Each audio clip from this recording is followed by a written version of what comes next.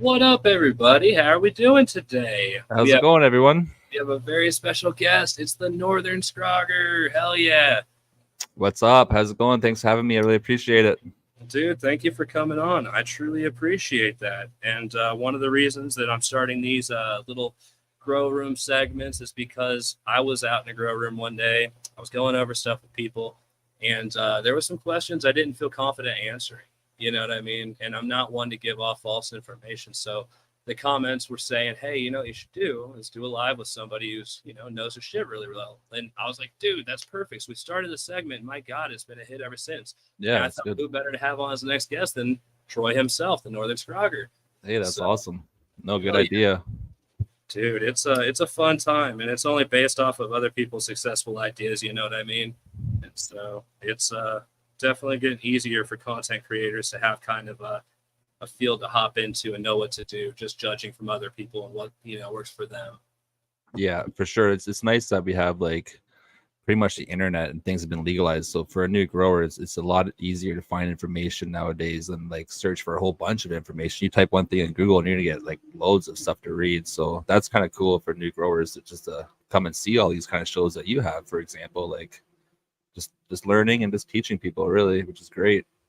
Well, shit, thanks, man. And it's a great experience for me, too, because I actually just ask you questions that I outright don't know oftentimes, And as we chain into some of these questions I've written down, I'm sure we'll like hop into other rabbit holes of things that I also wanted to ask, But let me see here. I got the comments turned off. I'll turn on here. I was in the fucking banner section still. So one of the things that I got written down here was something about you were on Tea with P last night, weren't you? Yeah, with Rob. Tea with P. Yeah, Tea with P with Rob. It was awesome. Good show. What did you guys talk about? Oh, we talked about a little bit about everything, really. It's just pretty much like Tea with P is a cool show, man. You just go in there and you just kind of shoot the shit, whatever's on your mind at that time, and it's just good topics. We had a few drinks, a few tokes, and just chill, really. Talked about like a couple grower gauntlet thing, and I think that you're into that as well. Yes, sir. I am indeed. Just some stuff that's going on in the community, really. Badass, dude. Yeah, I was on Tea with P not too long ago about the donut triploids, what we were talking about on there. And so that was a good time, very fun one. But definitely had to shout that out. Our boy P as Pigeons 420. If you don't know who he is for some fucking reason, go follow him. He's a solid dude, great guy. And so is guy next to me. I don't know how you wouldn't know who he is, but geez, man, he's a pretty big guy out there. He's with AC Infinity. What he does is called Scrog School, if I'm not mistaken. You want to talk a little bit about Scrog School? Yeah, for sure. So Scrog School is it's pretty much just it is like a school. It's where I teach people how to kind of grow the way that I grow. There's different ways of scrogging, and scrogging's been around for a long time. I never invented scrogging, but I do use that technique, and I've been using that technique for a long time. So people just became interested on how I do it. So I created a show called Scrog School, and right now we're in our 4th season of Scrog School, and this season I'm having it on the AC Infinity YouTube channel, and it's every Sunday night at 7 p.m. Eastern Standard Time. And yeah, right now we're at day 18 of flowers, so we'll be doing some defoliating this Sunday. Oh, badass, dude! Now, defoliating. Are you somebody who, when you're in flower, do you walk by and get about a handful a day, or are you the guy who does it all in one swing? You know what I mean?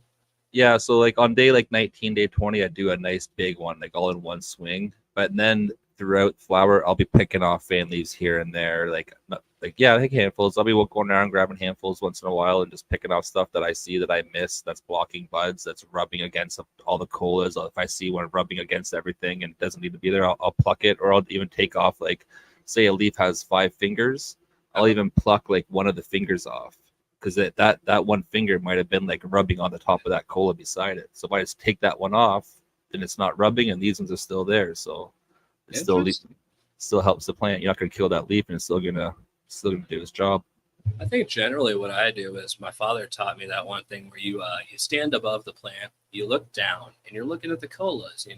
Generally, you're going to focus on the water leaves that are going toward the center of the plant. That way it doesn't cause too much foliage to build up there. And the reason you don't always want foliage generally is to keep away insects. And they do thrive. That's a jungle gym to them. So if you kind of reduce the foliage a little bit, you're not going to have so many risks for that. And for sure. I was shooting for the colas. Yeah, if it was covered in cola, And overfoliated, was there anything else that you look for?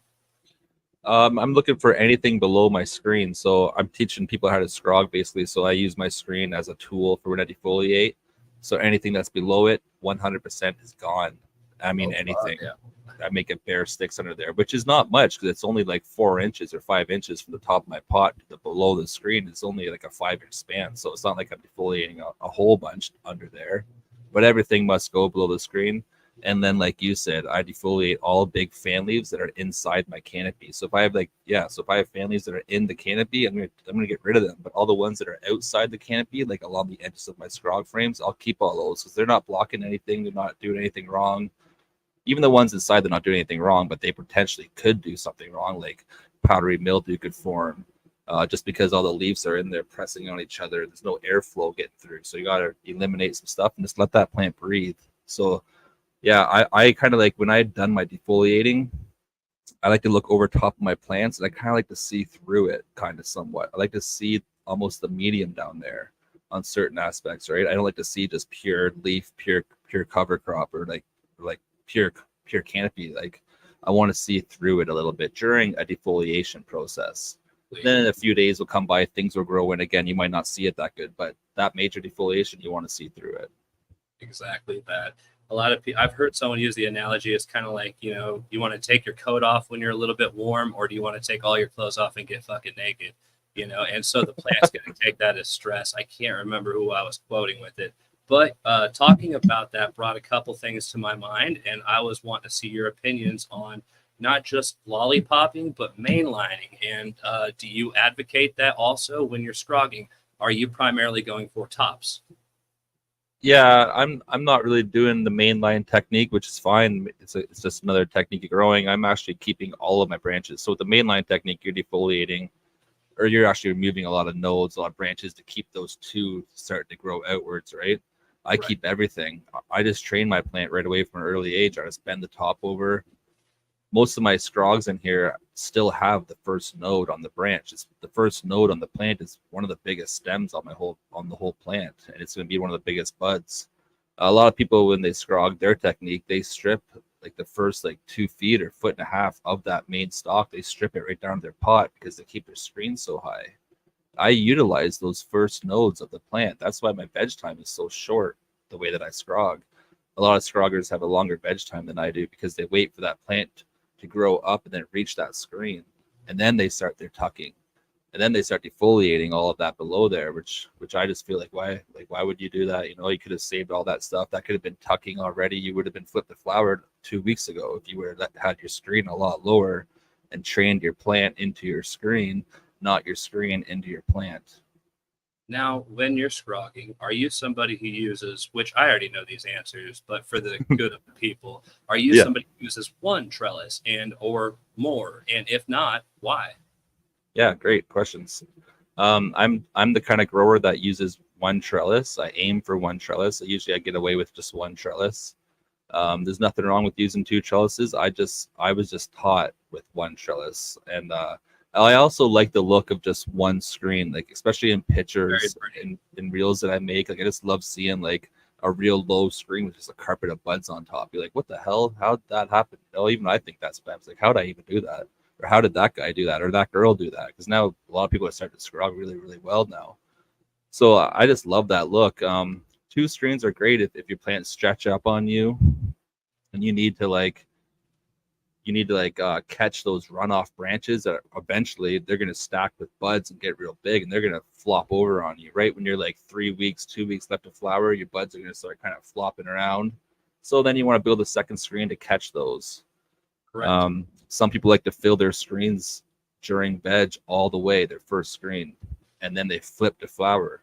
And then during that stretch, they just let everything rise up off the screen, and then they apply a second screen, and that's just another way of scrogging. That's like a second tier scrog, what I call it, because they did scrog that first screen to fill it, and then they just flip the flower, just let it all rise, which is awesome. They just got to do a lot of defoliating.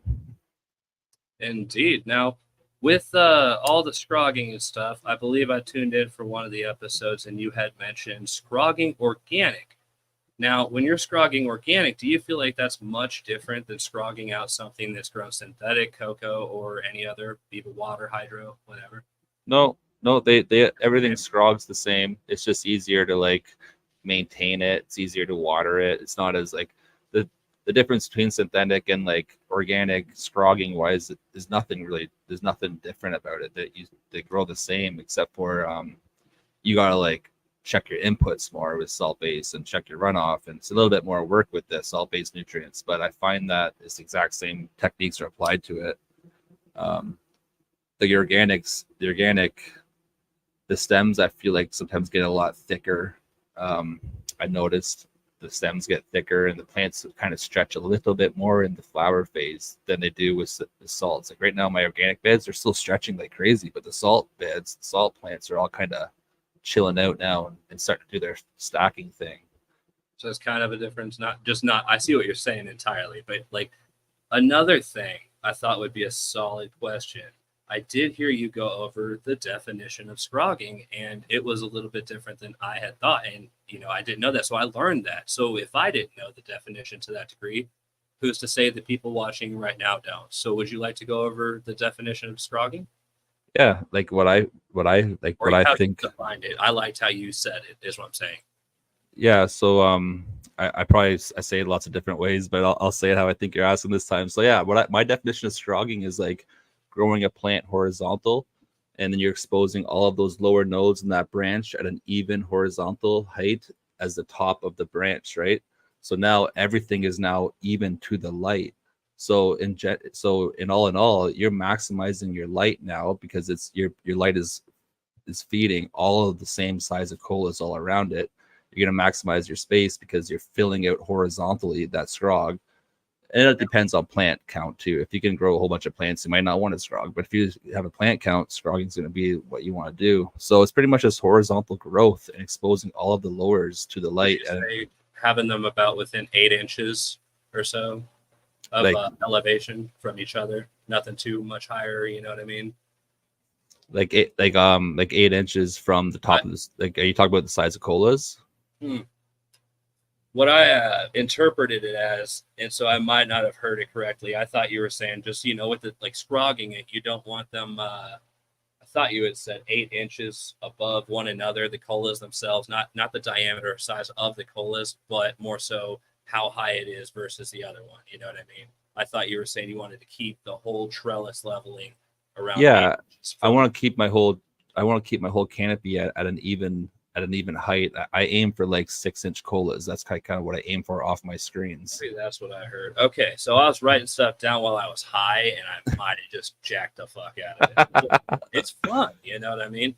And so I'm here to ask these questions that I think would be, as weird as I can, just because it will actually shine light to a lot of people out there who maybe were just shy to ask them. Oh, for sure.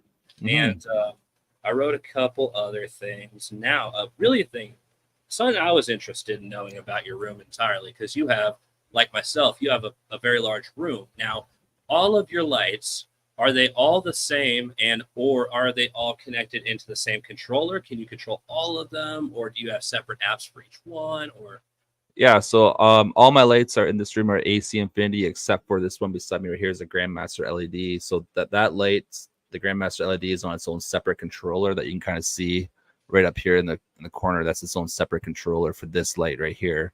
Everything else is an AC Infinity Evo line, and they all run off the same controller, but I do have like a few different controllers. They're not all in the same one. I have like 3 lights on one, 2 lights on another one, a couple fans on one, a couple fans on the other one. I have my humidifier on one of the controllers. So I have 2 controllers. Actually, I have 3 AC Infinity controllers in here running all the AC Infinity equipment that I have. I have a lot of AC Infinity stuff in here, like some of it you can't see, but like there's an exhaust fan up there. I have another big fan up here on my wall pushing all the air down off the ceiling. I have fans on every scrog. Humidifiers, the lights. So yeah, the controllers are pretty sweet, man. It does work really well for me. So yeah, I have all the Evo lights running off the same controller type of controllers that are all on my phone. So I can sit there and be like at like in the bush camping and like look at my phone and be like, holy shit, my room has like, it's like 80 degrees Fahrenheit in there. I better turn my exhaust fan on and suck some heat out because it's way too hot, so I can sit there, just control it and suck out, turn my exhaust fan on and start sucking heat out if I have to, that's nice. I have a lot of fun with this type of stuff. This is where I kind of felt like I specialized in these things because at the beginning, I just threw myself in a corner as hard as I could by investing my life savings, all that type of shit into this. And, you have to learn fast in that situation. You do Yeah. indeed. I felt like I was slacking on how to learn, like how to feed the plants and stuff. But what I did happen to grasp was something I was very familiar with, which was improvising in situations. And that's like building and working on stuff. So, like I said, this room I had specifically built from the ground up. It has 2 generators underneath of it. So if we lose power for any reason, it literally just remote start kicks on like that. I don't have to do anything. They both run on propane. That's not at all. I've got quite a bit, but I've got the 5 Scorpion Diablos in here. They're all ran by the Trollmaster system. And so everything is set by that. And I actually never have to pay attention to the room at all. It stays flawless VPDs and it has for over a year. What's that unit behind you in the corner, that white one? That's going to be a CO2 generator. Oh, And so I'm actually pumping CO2 in here. And so I stay at about 1,500 ppms. And also when the CO2 gets more or excels, which my exhaust just kicked off, I have 2 separate exhaust systems that kick in. They're also ran into the Trollmaster system. But you're going to see this over here. That little jungle is behind the walling. That's all the wiring for the Trollmaster hubs.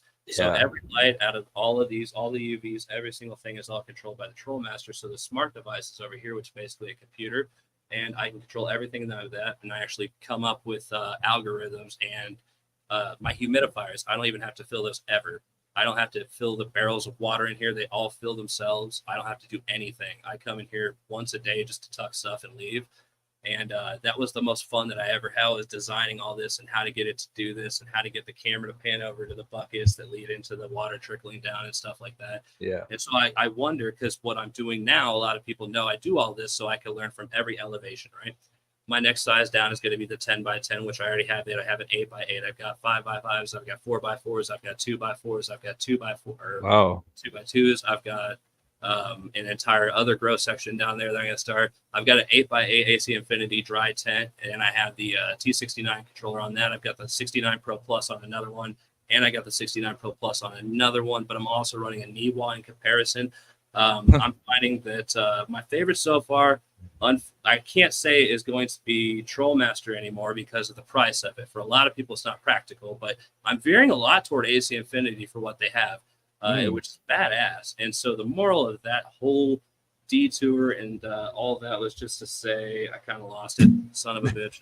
It just says that your room is set, man, and you're ready to go. I figured it out. It's so I can learn on every plethora, every platform, every level. So the 2x4s, I have them set up bare minimum. I've got a 100 watt HLG. It's the 100R. The thing is so fucking amazing, and I love it. But I would love to try some AC Infinity ones. It's just when you're, invested so much money into all this equipment, it's kind of hard to just keep going and buying stuff when you don't need it. You know what I mean? Oh, And yeah. but hey, I could make some badass videos for them for a trade one day. Who knows? But I'd love to compare and see what they do, and how I like. Because I could tell you right now, the controllers are fucking awesome. Once you get past, there's like a little learning curve of learning them. But once you can kind of get them figured out, I felt like it was really easy to control multiple things, such as I got the T7 humidifier. Yeah. I've got the Cloud series in there. I've got all that. It's all ran by that. I think that's really cool. So Me too. with the 10 by 10 or something, maybe I can go all AC Infinity in there too. And I was thinking about what lights you would recommend. For a 10 by 10? Yeah, something like that. And if you want to grow like from veg to flower in your 10 by 10? Or like you want to be able to flower? Yeah, I'd get Evo 8s, man. I'd probably get 2 Evo 8s. You might be able to get 2 Evo 10s because especially you running CO and stuff like. But I 100% you can get 2 Evo 8s because they're made for a 5x5 flower footprint, right? The Evo 8. Is it? Okay. I didn't know that actually. Yeah, the Evo 8s are made for the 5x5, and the Evo 6 is made for a 4x4. And then the Evo 10 is made for I think it's like a 6x6. I think the Evo 10s are a little bit bigger. They can go bigger, and then I think the Evo 10 is like a light that you want to get for with using what you're doing with the CO and shit like that. Yeah, I was wanting it to be, let me put it this way. I couldn't think of how to word it. I was wanting to do like a perpetual grow on my 10 by 10, right? I just don't think that I could do that. I think I have to do it, because I got the big beds down there. I feel like it's limited me.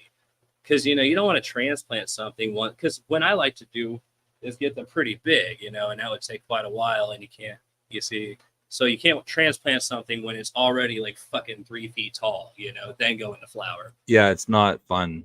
It's not fun to do that. You could really stress your plant out doing that for sure.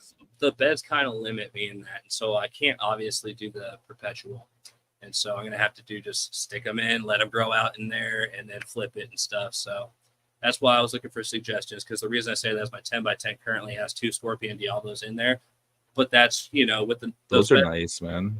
But I got the other half of the 10x10 that I could put other lights. See. And I do have a 1,000 watt, I don't know what. I bought it off a buddy who needed money, you know. But it's got a fucking screen on it and stuff. I need to look at it and see what it is. I bought it like 3 or 4 months ago. I forgot about it. Just found it. Oh, shit. I just see my lighter. This is cool. Canorata Chris. Nice, man. That's from DGC. That's badass. Yeah, so is that must have been like in your backyard or something, eh? Or did you have to travel for that? What's that? Oh, DGC. Oh, I'm in Kansas City, so I had to drive 10 hours, man. 10 hours. Yeah, it's worth it. Colorado, it's so beautiful out there, man. I would love to do that. That would be so nice. Did you camp? What was that? Did you go camping? No. Well, damn. That sucks to have. Yeah. Basically, we did have a camper, right? Maywiggle bought it. We were really excited. We couldn't wait to use it. And somebody pulled up in the middle of, like, it was like almost a tornado, like right by us, right? You couldn't see your hand in front of your face outside. And I was editing and shit, and someone pulled up and literally took our camper. She only used it like 2 or 3 times. Yeah, so it kind of sucks. But she took your camera. Somebody pulled up and stole our camper. Your camper, holy fuck! What? A camper that she had just bought and all this other stuff, right? Oh my god! Wow. Kansas City, it's super fucking fun, right? Like, so cool. So we don't camp. I've never I camped I think like once in my life, but you know, I've never really camped before. Shit, I thought a lot of those events out there are like camp out event styles. Oh shit! I'll just get a hotel. Yeah. Fucking no. Better than getting your stuff stolen, anyways. Right. With all the equipment that I would have to take, dude, I just couldn't think camping would work. I mean, maybe if we had our camper, but that's kind of out of the picture, right? Like, yeah, fuckers. That's crazy. Yeah, you don't normally hear that from like a Canada event. Doesn't normally have thieves like that. They might steal like a joint or something. They might steal your lighter, but not your trailer. No, that didn't happen at an event. Oh. No, I'm sorry. I'll go over that one more time. It was like, all right, so it was really bad weather. Like, you wouldn't think this was when somebody would do it. It was nearly like a tornado outside, and Blue Springs one-hit touchdown. And so when I was like, that was going on, I was just sitting there editing. I was like, all right, whatever. Like, I'm just going to edit until like I have to move, I guess. Well, someone actually pulled up during that. So the cameras, I couldn't even see it happening really. And they took the fucking camper and just drove off. And now I can't go to all these, you know, because we were thinking about going to Ohio and doing some camping there with the family. But all my kids' swimming shit was in there and all that other shit. So that happened like bullshit. A month ago. Yeah, it fucking sucks, man. But yeah, that's life sometimes. I'll find them. I always do, man. Around here it's kind of common. And like someone took the keys for the Trans Am out of the garage. I literally beat the shit out of homeless people. Like, never mind. But I got the keys. I'm not fucking with you. I got the keys back. Like, I ended up paying a homeless dude $200 because he told me he thought he knew where the dude was. And I probably would too, though. Like, it was like my car and stuff. Yeah, dude, well, it was Maywiggles. She came stock with this shit, bro. Like, she had a 78 Trans Am when we met, and I had a 1949 Plymouth Q&A Club Coupe. And so we liked little cars. It was weird how it worked out, you know what I mean? And so, yeah, they tried to steal that. They came back like another night when we were moving, so we weren't in there yet. And they tried to steal the Trans Am, but I had taken the battery out of it, so they couldn't get it, you know what I mean? So when I got the pictures of them, that's when I just gave it to my people. My people helped me. We found the motherfuckers. We gave justice to it, you know what I mean? Shit. I probably shouldn't go there then. No, Kansas City sucks, bro. Like, it really fucking, like, anymore. So isn't that the city that Wizard of Oz is based out of? Dorothy? That's Kansas. Oh, it's Kansas. Yeah, well, see, I'm Kansas City, Missouri. You know, Kansas City, Kansas is like Dorothy, all that fun stuff. Yeah. It's fun. Where all those crazy tornadoes are. Yeah, we had a tornado. I have a tornado warning actually right now where I live, there's a tornado warning today. We got one coming at 10 p.m. tonight or some shit. They're saying severe ass weather, but damn, that's because of solar storms, I think, right? Because it's every like 24,000 or eight. No, actually, it's going to the 11,000 increments because, well, I mean, this is a very common thing. It's when the polarity of the sun changes, when the south and the north actually realign, they flip, and when that happens, I mean, it causes a bunch of currents and shit. Exactly, and so it's supposed to be angry on the readings lately, so.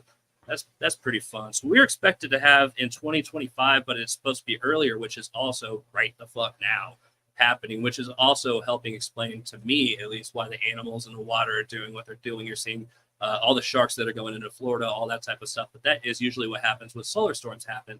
It's shooting big fucking radioactive, awesome whips of molten lava and shit. What like that. is it new? Is it new that sharks are going to Florida? Like, oh, is this new? The sharks? No, this is like, yeah, hell, and like I think they're like flooding down there by the thousands, whales and shit like that. Really? Are they really? That like really? That's like a movie, man. That's like they're like getting away from something like a tsunami. They're insane down there. No, it's not. It's fucking crazy, man. It's wow. Nuts. I'm gonna look that up after because that's interesting. Like in 1856 is when the first like solar storm happened like this, which we're on trajectory of that happening again.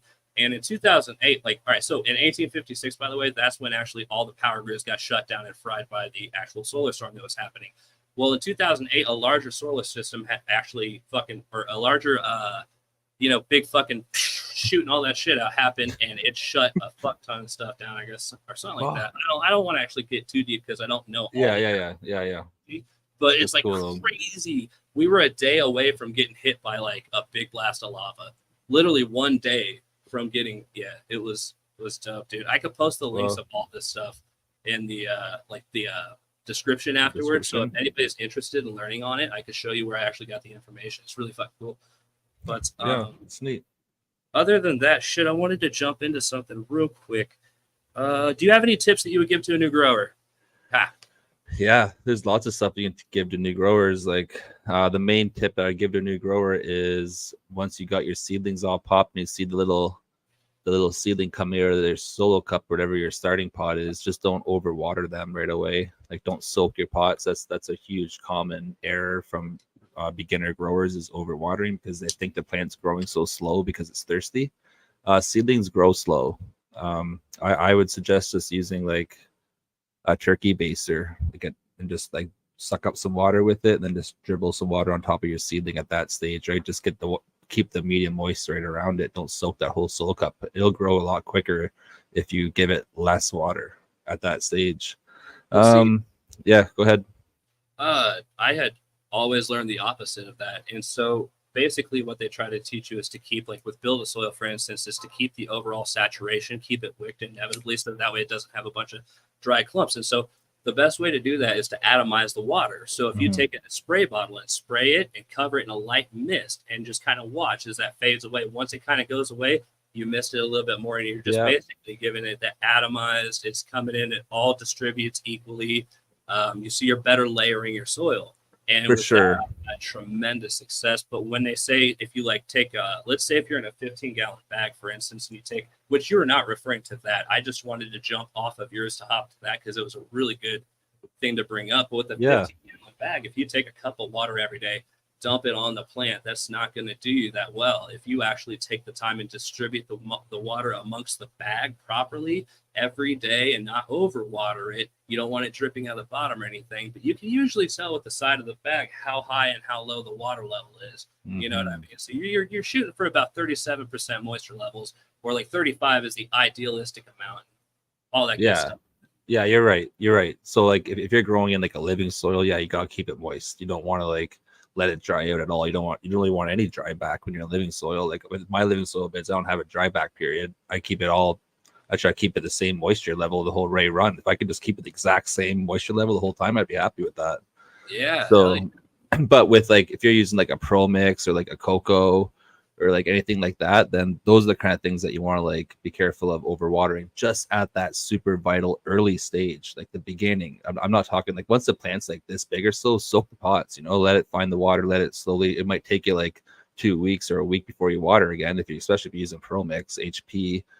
If you soak the whole like 5-gallon pot and you just have like a little tiny plant, that's gonna take a long time for that thing to drink it all up.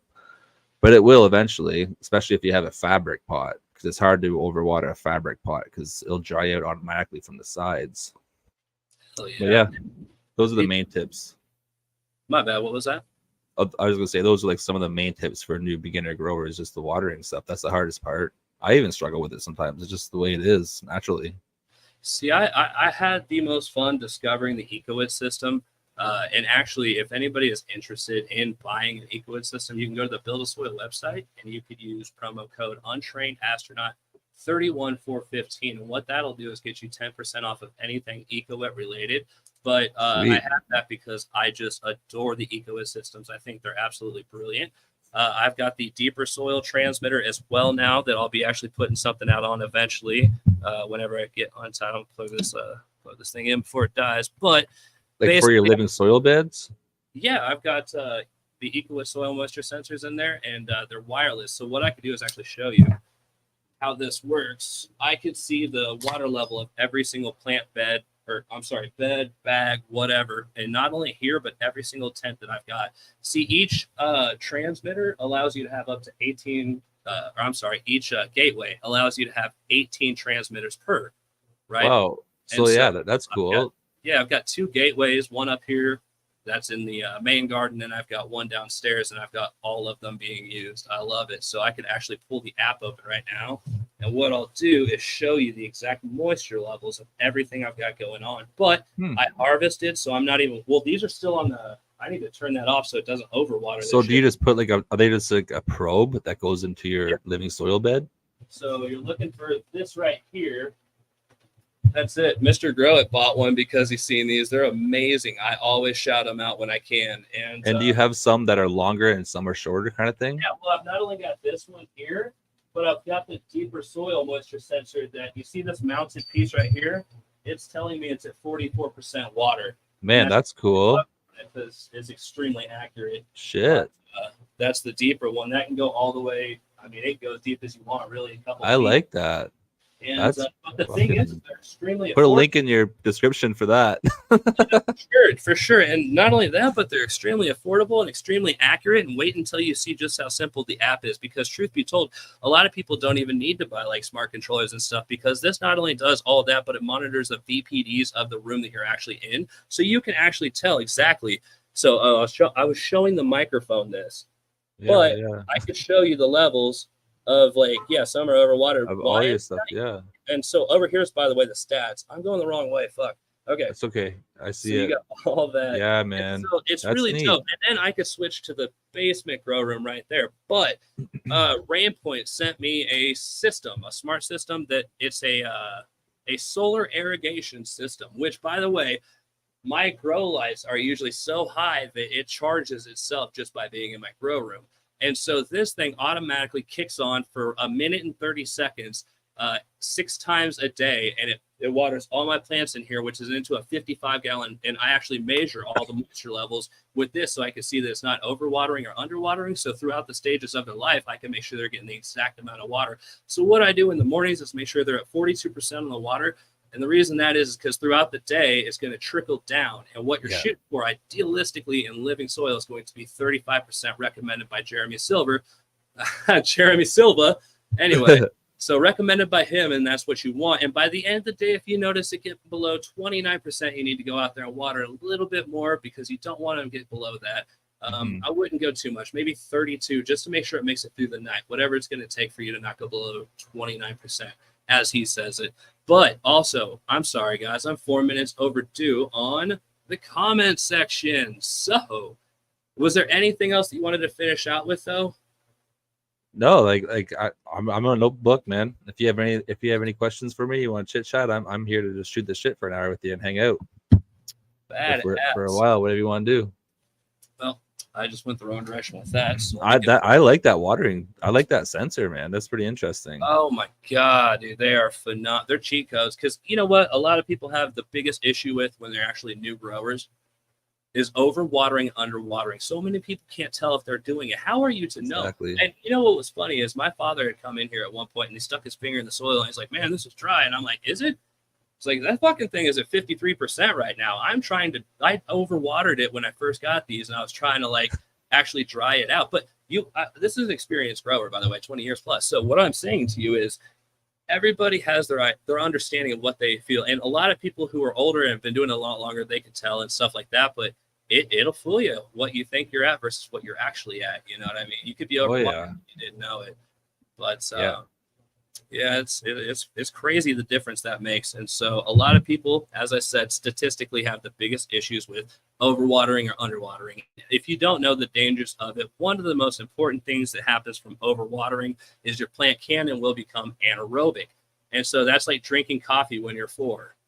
You know what I mean? It's just going to stunt your growth type shit. So your buds, your colas, your goodies, the things you're wanting, you're growing, they're not going to get as big as they could. It's not to say you're going to lose any of the potential of the THC or any other sort. It's not going to affect the quality. It's only going to affect the overall size. Because you're stressing it out too much. And do you want to add anything else on the overwatering or underwatering and what the effects could be as well? No, you covered it pretty good, man. All right, you cool. Just learn how to read your plant, basically. I was mainly asking because, if there's something I don't know, I want to know. I don't know this. All no, it sounds like you honestly almost know more than I do, so you're doing pretty good. That's not, and everybody knows, like, it's better to know a little about a lot of things than a lot about For sure. a little thing. And you know a lot, like, at the moment about so many things that I'm trying to learn into. You could outwit me definitely. so much Oh, stuff. everyone knows, like what you said earlier, like everyone has their own little things that they know really well about, right? Exactly. Like, and that's why we do shows like this, is to get the combination, because other countries, why is America great? Because we're an international country. This is a country built on immigration. So people who don't like immigrants and stuff like that, they don't understand the reason we're as advanced as we are today is because integration. And so it's really all of our country. So get the fuck over that stuff. And you know what I mean? So integrating with other people, scientists, they have to be able to communicate with one another. That's the most important part of their job. So communicating with other people in different regions, for instance, all of that you're finding out in like Taiwan, it's all different over here, but you can learn so many things. Where you think people are stupid, chances are you just don't judge a fish by its ability to climb a tree, or else the fish will grow up the rest of his life thinking it's stupid. But also, once it's in the water and it actually takes off and swims, where it can go. You know what I mean? So, for sure. Oh, that's good though. I forgot about this. Whoops. Comments. All right, so I wrote one down as a backup in case I did forget about this. I wrote it on the back. It was from Buddy I'm Baked. First comment. Most common mistake while scrogging. Says Buddy I'm Baked. What's the most common mistake while scrogging? I would say well, that depends, because like everyone has their own scrogging technique, right? Their own way of scrogging. Not everybody, but a lot of people do it differently.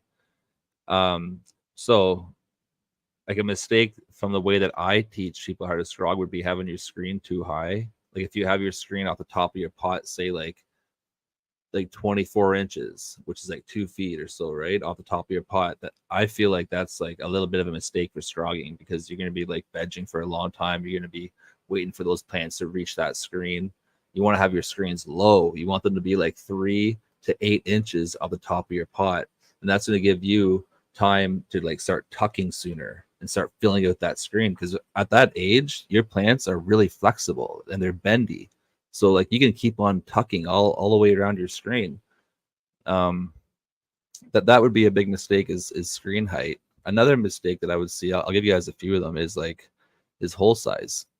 Some people, but these aren't like mistakes, these are just the way that I grow. I'm going to emphasize that, or that word is, like I'm going to stress that, because I don't want people sitting here thinking like, man, the guy thinks he like, I don't even care anyways. I'm just saying like this is the way that I teach it, right? So like 6-inch hole spacing is a little bit too big for how I teach it, because you can't tuck your branches soon enough. You got to wait till the plant is actually like 6 inches tall, and then you can tuck it after that stage. At that point, sometimes later on in your flower's growth, your plant will actually be strong, and you won't be able to tuck a 6-inch branch. So you're going to end up maybe snapping that branch once in a while, because those branches are going to wrap around, and they're going to come up, they're going to grow, they're going to get strong. Then you come to tuck it, and you're going to be like, oh, that's a pretty hard tuck, because the branch already has a 90, right? Have you heard about like, well, when I watched the videos, this guy was explaining how to grow monster plants. When I was beginning, I knew that's what I had wanted to do.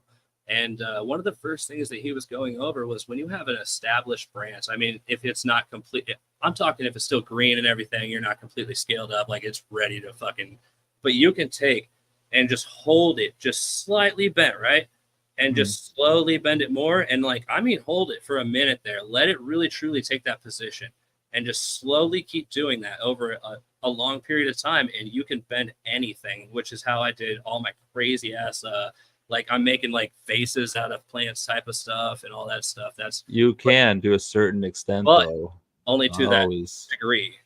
Yeah, like What there'll you're be saying. times when you're not going to be able to bend that branch 100%. And like especially if your plant is like drinking and it's full of water, you're going to snap it for sure. There's times when to actually tuck your branches, and like I break branches a lot. Like every run that I do, I break at least, I'd say I break at least 3 branches from tucking, and they break so easy. And yeah, like you do exactly what you said. That's exactly the way that you want to train your branches. You want to massage the branch. You want to keep on slowly massaging it, bend a little bit, let it come, bend a little bit, let it come, bend a little bit, let it come. You just keep on working it, especially if it's a big one, right? You're right. That's how you do it. You just slowly bend things, especially not super crop. If you're super cropping, you just want to slowly wiggle in between the branch and like kind of slightly, once you feel the membrane kind of crushing a little bit and the branch starts to kind of flop, that's how you want to do like a super crop. You don't want to like grab it and just crack it, bend it. Exactly. There's little tricks to everything, like you're like what you said. I was kind of basically just how to say, oh fuck, that phone call fucked me up. My bad. What I was doing was I seen a chance to jump in and bring that up because that was one of the things I learned. I thought if a lot of people don't know it, that was how I did it. And what I was referring to is pre what he was talking about. So I'm not saying what he was saying. I was saying before that, it helps to be able to do that. And I wanted to hear his side of it. Yeah, like just elaborating. Other than that, also for everybody who's in the chat right now, do me a solid, okay? If you've got a question, at the bottom of the screen, it says what to do right here. It says, please save your questions until this time. It is that time. So the second half is here, and we are going to be looking for your question. Start your question out with the word question in bold, and that way we know exactly where to look on that one. Make sure it's capitalized. It makes it a lot easier on me. I'm going to put a star on it, and as we go through questions, I'm going to then begin having them lined up. So this is your time to submit your questions that you would like to ask Troy and or us. So yeah, go ahead and get to it. Sweet. Let's see if you have any questions, everyone. Awesome. What was I was gonna say something to everybody. If you guys watch Scrog School, there's probably a few people in the chats that watch Scrog School here. So I'm looking for people for the next few episodes probably to jump in the live stream with me during Sunday nights if you are scrogging. If you're a scrogger and you have a scrog on the go and you've been following Scrog School, get a hold of me and we'll get you on the show on Sunday to have a little interview and show us your scrog. You hear that, guys? That out there. That's badass. That's a chance for everybody to be a part of this. So everybody get up in that. How can they what do they do? They get a hold of you how, or I'm sorry. Yeah, they could just like DM me on like Instagram, get a hold of me on like my email, northernscrogger@gmail.com. Okay. Just that way, like just because we're getting to the point of Scrog School when like we're kind of just watching like all these plants kind of grow now. Everything is just flowering out in here. All the tucking's done, everything's done. We're doing the final defoliation coming up pretty much tonight after this show. I'm gonna start working on that.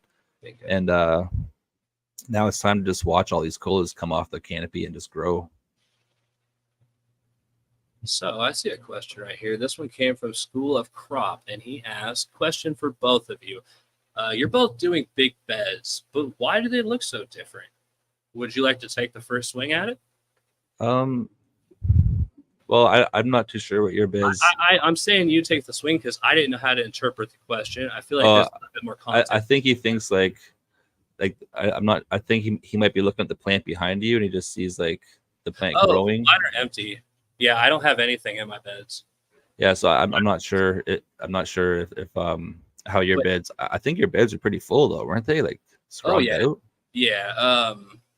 Let's see. Last harvest that I did prior to this one, I got 5 pounds off of one plant, and then basically 5 pounds off of one plant. And so this time I had 2 plants in here, and I implemented all the stuff that I had learned from even some of your episodes. How long were you in veg for? Oh, fuck off!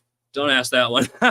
It was like a while. was forever, dude. I felt so dumb. I'm not gonna do it like that. Like it took so long, dude. No, that is tough, man. You But must have it was been like in 5 veg for months, like fuck, 4 or 5 months, somewhere around there. That go around for that. But this time, what I harvested, I would like to say it's probably gonna be around 3 to 4 pounds, maybe.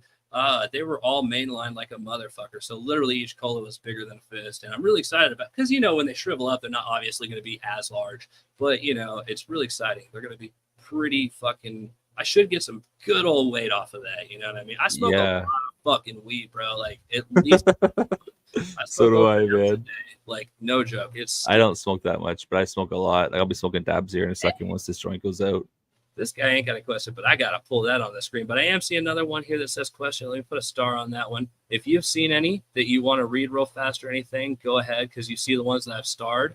Yeah, I saw a couple here. Someone asked me, am I still thinking of my outdoor channel name? And yeah, I'm still thinking of that. I suck. But this weekend I'm gonna be out in the outdoors and I'm gonna sit there and take some time just to sit there and think about a good name for what I want to call it. It's not even like I don't even know how to explain that. Like I'm just gonna start filming like what I do on weekends and my little adventures that I go on, fishing, kind of mostly fishing at cottages, and just pretty much good video content of where I go because I go in some pretty cool, unique places that like not many people get to see because they live in say California or something. So they're not going to see like Point and Barrel in Ontario where there's a bunch of cool water and rocks everywhere and shit. So yeah, I gotta sit down and think of a name for sure. I'll tell everyone when that happens. Thanks. Guys, we're having such an amazing cooperation with the chat on this. Like everybody is doing very well. Thank you for putting question before it. Yes, thank you everyone. That's awesome. If you even wanted to scroll up and pick one personally at any point in time, feel free. But I've got a plethora of them and have stars next to them. Yeah, you can do it, man. Cause for some reason I can't like control the chat here. Right on, right on. So the one I'm going to put on next here is question.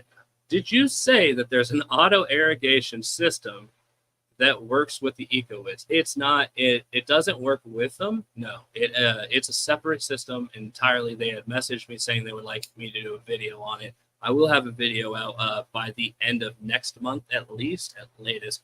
And it is a solar automatic irrigation system. So basically, it's a series of timers, and when they kick on, like it'll kick on, let's say 8 different times a day. It's going to kick on for 1.5 minutes each time. And that's because through the EcoWiz system, I was able to determine what the soil level, the moisture level for the soil was. And if it was too high, all I had to do was turn down either I could turn off one of the 8 timers, or I can turn on a little bit less of the time, you know what I mean? So that we don't overwater. But throughout the phases of the life, each plant will then begin to consume more water. For instance, larger plants like this could drink from, even in the bed, it'll suck down literally 10% of that water within a day if I have it going big enough, you know what I mean? And that answers that question. And not to get too long on it. By the way, if this goes a little bit over, is that okay with you? Yeah, no problem. Yeah, I just make sure that this time I at least do this part right for our people that are watching. Really want to ask you. You got a lot of fans, bud, so they're waiting on them, and I don't want. Yeah, thanks. No, for sure, not a problem. This one's from Matt Pierce. Favorite darker strain that you've ever grown, and I'm going to leave that one for you.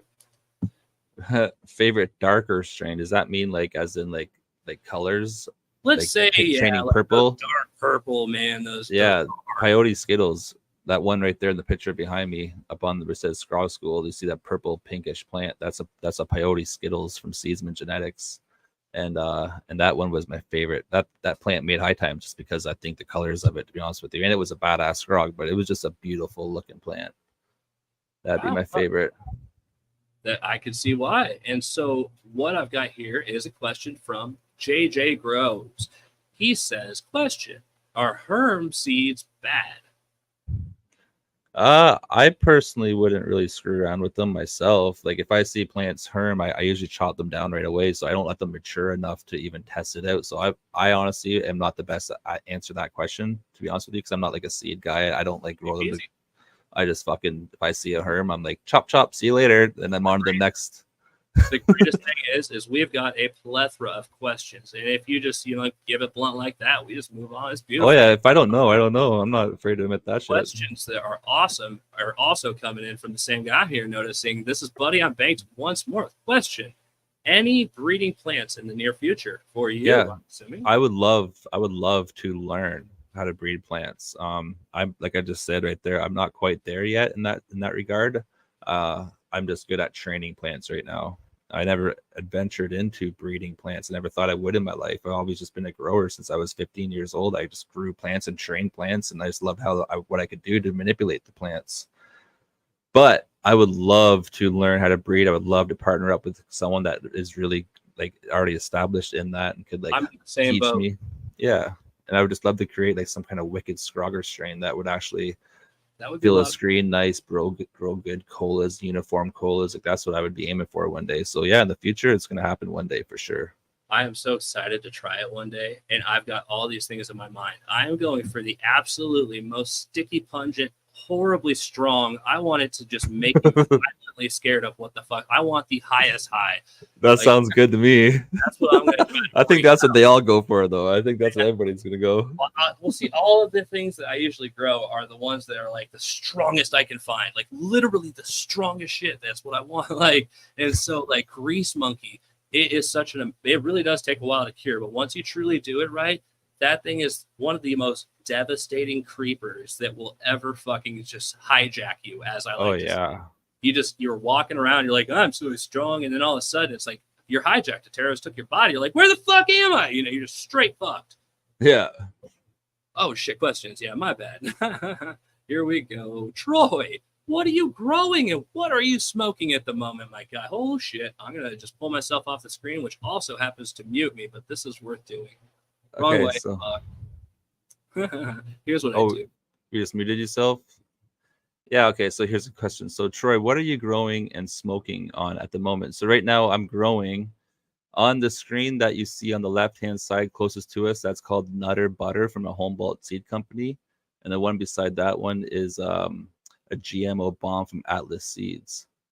And the one that you see closest to us, there's a piece of wood. You might be able to see the bottom of the screen. There's a piece of wood there. There's two plants on that piece of wood. There's one on the left side is a triploid. It's called the Sour Brie Mix from Chilogene Seeds. And there's one right behind it, same thing.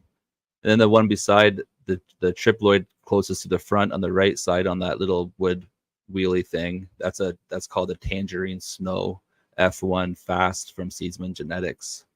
That's a beautiful plant. That's my favorite plant in the whole room, is the one closest to us on the right. It's a big girl, and she's stacking nice. Then right behind her, I have a Purple Punch and another Tangerine Snow.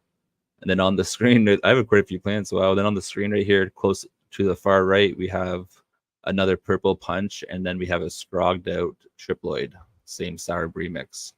Living soil beds, we have another Atlas Seeds GMO bomb, and then another Purple Punch over in the corner there. So she's a pretty full room. Badass, man. Badass room, and well answered. Thank you for that. I've got a great one over here. I'm going to pull this one up. It is from Trent's Got a Garden. Let's see here what he's got to say. Question: What is your favorite what is your favorite piece of equipment and why? That's a really good question. Like that's almost like a hard question. An exciting one. Because a lot of things are a must-haves if you're gonna growing, like especially in a space like this, because like you need to have certain things like dehumidifiers and air conditioners and like. But I'd probably say like the lights are probably one of the most important and best things, especially for like efficiency. Like the lights in here that I have hanging up are pretty efficient lights. Like people think like, well, your power bill must be crazy. It's not really that bad because I have I'm lucky enough that I got sponsored by AC Infinity. I do Straw School on their channel, so they did hook me up with all their gear to promote it to everyone who watches. Obviously, they want to see people with the gear in here, right? So those lights, they're efficient. They're brand new on the market, and they don't cost that much money to run. So damn, lights, yeah. I paid like 10 grand for lights. Goddamn. Oh man, I have too. Like I've paid a lot of money when I like obviously like I just got lucky one time when I started Straw School and I started showing people how I grow like that, and that's just deserved. Don't get me wrong. That's bad. I'm saying that is truly amazing. I know how hard it can be, and to have that like that's fucking sick. No, man. And you'll get it. Like, you got fucking knowledge out the ass, dude. I think you'll get there, man. Eventually, at the moment, I don't see myself as jack shit, man. I've got to literally learn 10 times more before I can even scratch the surface of being able to call myself good at what I'm doing. Man, people would love to have like Mr. Grow It on their channel for an interview. Like that, like you're lucky. Like you. Oh, you, I'm trying to capitalize and utilize on the fact that I can actually ask the right questions and stuff. I'm so like fucking excited to say that the people are actually taking a liking to this stuff. And man, practice makes better, and you're gonna get good at it no matter what you do if you keep on I going. have so much fun doing it. I really do, because these are questions that I myself are, maybe I'm just in my head. I feel like I know them. Maybe if I word them to you and you look at me like I'm dumb or something, that's going to be an indicator that I was wrong, because so many things are bro science out there. When I started this was like, I was learning stuff from this guy, this guy, this guy, this guy, this guy. It's not always the best information I've grown to learn, and I'm open-minded. And so if I'm ever wrong on anything, I expect everybody to drop what they're doing and tell me. Don't do it in a mean way or you're going to get a mean reaction. I'm not that type of But the truth be told is I want stopped. I don't want to sit here and look like a fucking idiot. Tell me, man. Yeah, for sure. Not a single bit, man. And so that's the greatest thing about all of this is I try to tell to the best of my ability, like I'm doing the best, guys. This is what I know so far. And if I don't, that's why we got somebody on here named Troy, and he's a homie. This guy plays Call of Duty. He's dope as fuck. And I actually had a question to bring up about something funny, because they were talking about the equipment and stuff. Now, humidifiers, as of lately, I'm going to tell you truthfully, I've actually unplugged my humidifier into this main grow, but I'm allowed to do that. First off, I have a lot of bodies of soil in here, and when they're actually wicked properly, moisturized correctly, that actually will bring the humidity up just fine. But what I was noticing, it was the flakes all over my leaves of the not RO'd water. So what do you do? Are you using a humidifier? If so, are you doing some sort of reverse osmosis or a filtration system? If so, how is that going for you? Yeah, good question. I use a filtration system. So I have one of those filtration systems that I bought that like has like, I don't even know exactly what it has, but it has like those 3 big canisters on it. Plus it has an RO canister on the top of it. But I actually disconnected my RO section on it. And because I read a lot, and I just read a lot that like sometimes like it's good if you filter out your water, but just filtered water has enough of the good stuff in it that the plants kind of still need a little bit. Like there's some stuff in city water that is actually beneficial. So if you filter out most of the main shitty shit that comes out of the water, that's what I use for my humidifier, is just my filtered water what exact same stuff that I feed my living soil beds. I just stick the water in the back, fill her up, and I don't have any issues with any kind of white flakes or anything like that floating around my room ever. It's just, it runs clean. And that's how it was for my first couple grows for me. And I've ran, so let's say the humidifier right here, I paid almost $500 for it. I go big on shit. I paid over $1,000 for that dehumidifier alone. So what I'm saying is I've got the top of the line, the biggest, the baddest, all that type of shit, right? Mm-hmm. And from that, I have all the way to the bottom on the cheapest scales. I've got just shit that you plug in. And from experience of using all these different humidifiers over time, you're going to get the same result. Is it will build up. And the reason you're not experiencing is, are your charcoal filters, how do they look? Are they covered in white at all or anything like that? Because if not, I feel like that's how it was at first for me too, right? But I'm pumping with this humidifier. It was like a fucking rainforest in here, man. Wow. So it was insane. Like I'll tell you this much, if it got down to like, let's say for some super reason, 30%, within, I think 10 seconds, I could have it to like 70 or 80. Yeah. Like, with the AC Infinity one, right? No, this is like this active air one. Oh my God, it's expensive. Like it was stupid. And it is the coolest one I've ever seen. It's the one Jeremy Silva uses as well.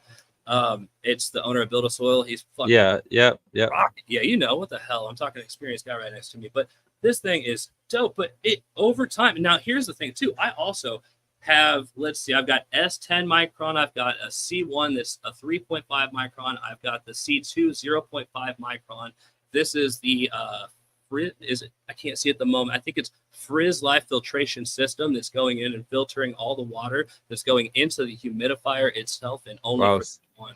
And it's still just, I mean, when you're at flower, you got the sticky ass trichomes that gets everywhere in here, and man, nothing would beat it, man.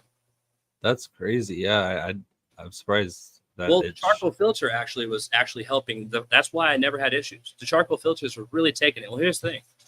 The one right here, look these up. That's the active air. That's the that's the max fan. I got like $600-700 in those just those two pieces. Like, and it Man, destroyed that charcoal filter because of it. It was taking in all of that stuff. Now, did you by any chance grow in your space before you added all of this awesome equipment? I actually had this built ground up, specifically designed every part of it. This is 12 by 12. Every plug is actually specifically like measured out. They're within Yeah. 5 feet. Like this whole thing was built in a 1 month, 1 to And 2 when months. did when did you build it? 3 years ago. 3 years Yeah, ago. I had it all built within like about a month. Literally, all this equipment I bought brand new on the market, like Mhm. like all the the mini split CO2 generator, full price on everything. Man. Sucks ass. Yeah, that's a lot. That's a lot at one But hit for sure. I got all this test downstairs, and I do all this so I can learn in all the different ones. But I actually just realized I'm rambling. My bad, man. I'm high. So Hey, no jump into the worries. comments. Don't worry, guys. Frankie's is up next. I am still all the way back here. If you have question in front of your question, it will get answered.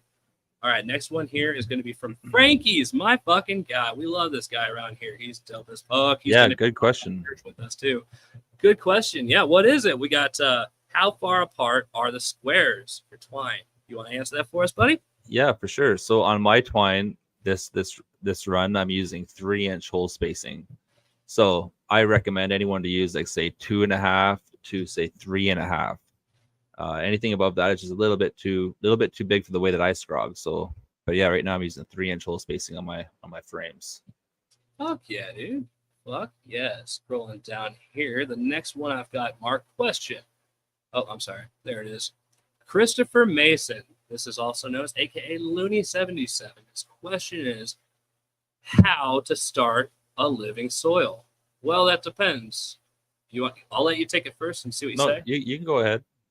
Say living soil. Are you referring to build a soil, or are you like from there? Like, what do you think? I would if he's talking like the way that I do it, I don't know how to build my own living soil. I buy super soil. So I already like I filled my living soil beds with like a pre-made like living soil already.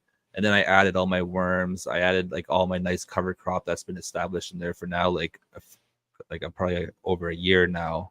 And I just keep on trimming it. I trim my cover crop the exact same height as my as the bottom frame of my living soil bed, like where the material meets. I keep my cover crop that height always. And yeah, I just add my own worms and just built it that way myself. We'll see if I'll try to answer a different angle of the question in case he's wording it maybe. If you're somebody who's just beginning and you want to start living soil and you're wanting to know like maybe which one's the best, I'm just going to say from my experience only because this is the only one I've ever done. And I'm going to say build a soil. And if you're trying to start with build a soil, all that you need to do is buy some 3.0 soil, fill it up with that. It's very simple from there. In order to just keep everything going, because you're going to have an amazing success rate. Generally, you're going to start out once a month by feeding. You're going to do the foliar spray, not on the same day as you're going to do the top dress, but essentially once a month, you're going to come in here and you're going to mix some ingredients and shit and just throw it in the bed with your hand and call it good. That's top dressing. This is a no-till soil, so starting living soil is very easy to build a soil way. And if that I would have used it. I would have used build a soil if I could, but he can't get it in Canada, unfortunately. No. Yeah, I've sucks. heard. I'm so sorry. God dang. But we have stuff that's pretty damn comparable. Like we have people here in Canada that make living soil that loves him too, so they like kind of copy his recipe and they're like, "This is what we have." I'm like, "That's the same shit, man." So I just that's what I buy. Damn right. And then like now it's gonna last for a long, long time as long as you feed it and keep it going, right? Exactly. You got to feed the soil, not the plants. If Uh-huh. living soil, you keep on feeding your soil. What you learn is over time, though, if you've overfed, if you've underfed, things like that will be detrimental long run for the soil bed itself. You know, like overfeeding on one thing can cause toxicities. And so reading the actual stuff on the back is very, very helpful. I would go with the suggested amount. Just take your amounts of soil that you have. Like you see, these are 90-gallon beds. And if I got 2 of them, it's 180 gallons. Now, if I'm doing regimens for that, I would just look on the back of the bag and say, hey, anyway, you get the point. Yeah. That's definitely go by those. Now, I've got that question pulled up still. So this next one here is from Smoke in the Water, a very amazing person. Question, can you scrog autoflowers? Yeah, for sure you can scrog autoflowers. You just got to keep your screens low for sure, and you got to start tucking right away as soon as possible. Like Like that's what I recommend people with autoflowers, because you don't know when it's gonna automatically start to flower. So you just gotta get those screens on right away, get them kind of low, and start training that plant under the screen right from the first initial training. Basically, as soon as you transplant into your final pot, that's when I bend my plants over. About, I would say, like a week after I transplant, I'd do my first bend. I'd probably put my screen right on it. I'd get it right on there. Beautiful, beautiful. Well said, sir. Other than that, I'm gonna scroll down. We've got here Uncle Dunk. Question: did you use Cuban scales? What's a Cuban I scale? was wondering if you knew what it was. I don't even, are you talking about 3 beams? Are you referring to that right now? I'm not sure. Like, Okay. I don't know. All right. I didn't know I if don't you know were what a doing the Cuban answer. scale is. I'm not somebody who knows synthetic well or anything like that. So if there's terminology that I'm not familiar with, I just assume that if you don't know it, maybe that's going to be Yeah, it. I've never heard of a Cuban scale. Maybe the chat knows what we're talking about. I'm sure the comment will come back up throughout this. I'm scrolling through them pretty detailed at the moment. I see another one here. I'm going to mark it, and it is from Uncle Dunk. What? I think he was making a joke. Maybe so. Maybe so. It went over top of our heads. Well, we're both high, and that's the only way to operate. Sometimes I can read them like that, but then I go into this. I'm starting to try this new thing where I actually take things seriously, like, because to a lot of people, this is like helpful. So I'm like, I'm going to read every question with integrity. You know what I mean? I'm going to get all professional for 10 seconds or some shit. And it's going well, I think. I think we're getting quite far into this. And this is a solid question. I think I haven't read it, but what spectrum? I don't really. Get me them 60-ounce plants. Spectrum? Oh, buddy. Yeah, that's a kind of a tricky, weird question in a way. Like, it's hard to break down, but we could swing at it. I have a light beside me called the Grandmaster LED that I can create, like, I think it's like 40 different or maybe even 60 different spectrums from it. I can go right down to an HPS spectrum with this light right here. So that question is like not really geared towards me because I'm not a crazy light guy. And 60-ounce plants, that's a pretty big plant. So you're gonna have a pretty long veg time, probably. That's for damn sure. Divided by, let's say, where is it? Wrong button. Equals. So okay, 3.7. That's about 4 pounds, basically. So basically, the spectrum that you want for that, I've got these HLG Scorpion Diablos. They're 700s. They are literally fucking insane. The success I've had are just phenomenal. Now, I went around at the very beginning not knowing what the fuck I was doing. And what did I do? I asked everybody. I said, what's the best light money can buy? If I've got money and I want to buy the best, they all, literally every person that, and I went to grocery store to grocery store, they all just looked at me like I was stupid, said Scorpion Diablo. Like, yeah, that's the shit, man. And that's why I actually went out of my way to purchase these. And I went out of my way to find HLG, and they hooked me up with that Scorpion Diablo 2.0, which I did the video for, which is promo code Astro15 to get yourself 15% off of any HLG product on their website. Those are phenomenal. Now, these things right here with the UV bars on top of them and CO2 generating in here, it is insane. I've never seen another light do anything like it as of yet. But then again, I've never tried another light because I never even bothered. But I am very curious to see all, what all the hype's about with these AC Infinities. So I'm really excited to try to get my hands on some soon, man. I'd love to be able to do videos on them and stuff, because the great thing about AC Infinity is they're actually fucking affordable. Like, that's so hard to find. You want to know what these fuckers cost? You're not gonna. You have to look it up yourself. They're fucked. I know.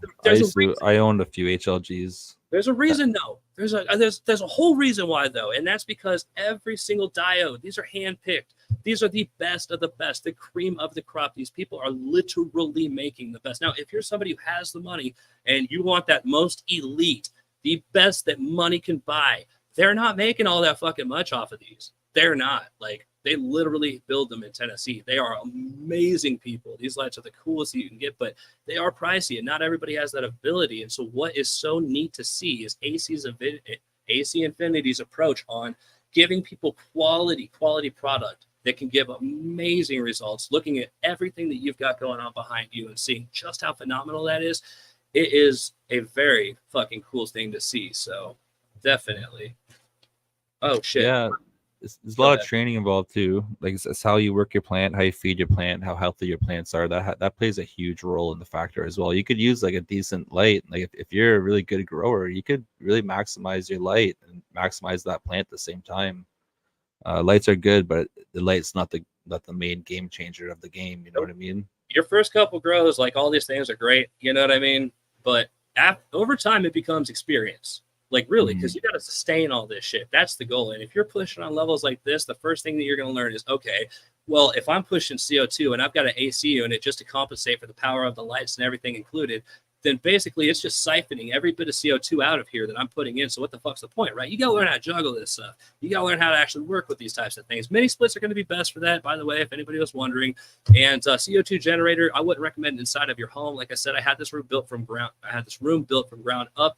That way I could do things like this. A CO2 generator allows me to hook propane tanks up in here, and it just emits CO2. If you go to a outdoor smoke section at a bar, and they've got this thing that makes you really warm when you stand under it, that's run off of propane, and that CO2 is what's putting off into the atmosphere. So basically, that's what's happening. Plants eat CO2. You know, your stomatas and shit, if they're open more, they can take it in. So people recommend not even running CO2 through the vegetative state.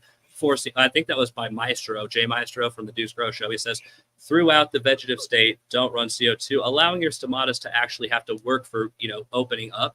And then when you do go into flower, you're allowed to put CO2 in there and actually starts. And by the way, when you're integrating CO2 into a room, integrate it only by 100 ppms at a time. Don't go much more than that. You go from 1100 or 1000 to 1100 by the week. And then, you just bump it up till you get to 1500. If you go any higher than 1500, essentially your plants you're wasting it because they're not taking it in.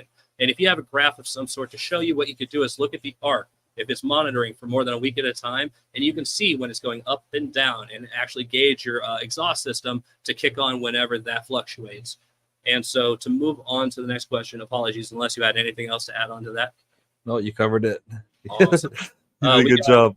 This guy right here is awesome. We've got 85 Blues Man. I'm just putting him up there because he was. No, it's not. He's his water wet. It is so dry that it would make you worry. Basically, this guy is in all pigeons chats. He's a great guy. I love seeing him in here. Yeah, for sure. That's funny. We've got so many great people in here, including Saul Bunny has been helping out so much. There's awesome people in the chat. Oh my God, Blazing Arizona. Man, what's up, Mike? How's it going? Hazy Susan Scrogger, what's going on? See you there. Saul Bunyan, Mac, or Shawnee Mac. And Grows, what's going on, buddy? Scream them out, man. Get them going. We got to get all these motherfuckers. Thomas, Cooley, Joseph. Yeah, I love giving shout outs to everybody. I wish I could click on shit right now. I don't know why it's not letting me. Oh, we've got Cody Rose. We've got Jim. What's going on, Jim? How you doing, man? Hi, Jim. We got Casey Lee in here. Hell yeah. You got Karen. Karen's hanging out. What? No way, Karen. We got Dad Marino. Oh, yeah, the Cuban scale. Kathy and Gary. I think I use a Canadian scale. Bro, Kathy and Gary bought shirts, like 2 of them, and they traveled the country wearing them and helped out with the channel. They're just really cool people. I love them. They're amazing community people. Not only that, but excellent. They also recommended one of my other favorite people is going to be Scuba Steve, who sent a whole bunch of tokens to the channel and stuff so that I can get them during the lives. By the way, if you guys don't know, Church of Astros, last Sunday of every month at 7:30 p.m., we do massive giveaways. We do commenting on all of my videos, gets you entered in at the end of the month for us to pick a video randomly, then a comment on that video randomly.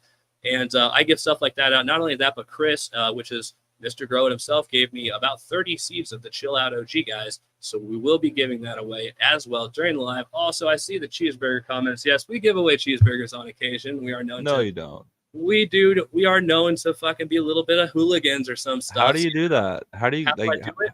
I don't know if it's exactly allowed, but I do it, you see. A cheeseburger?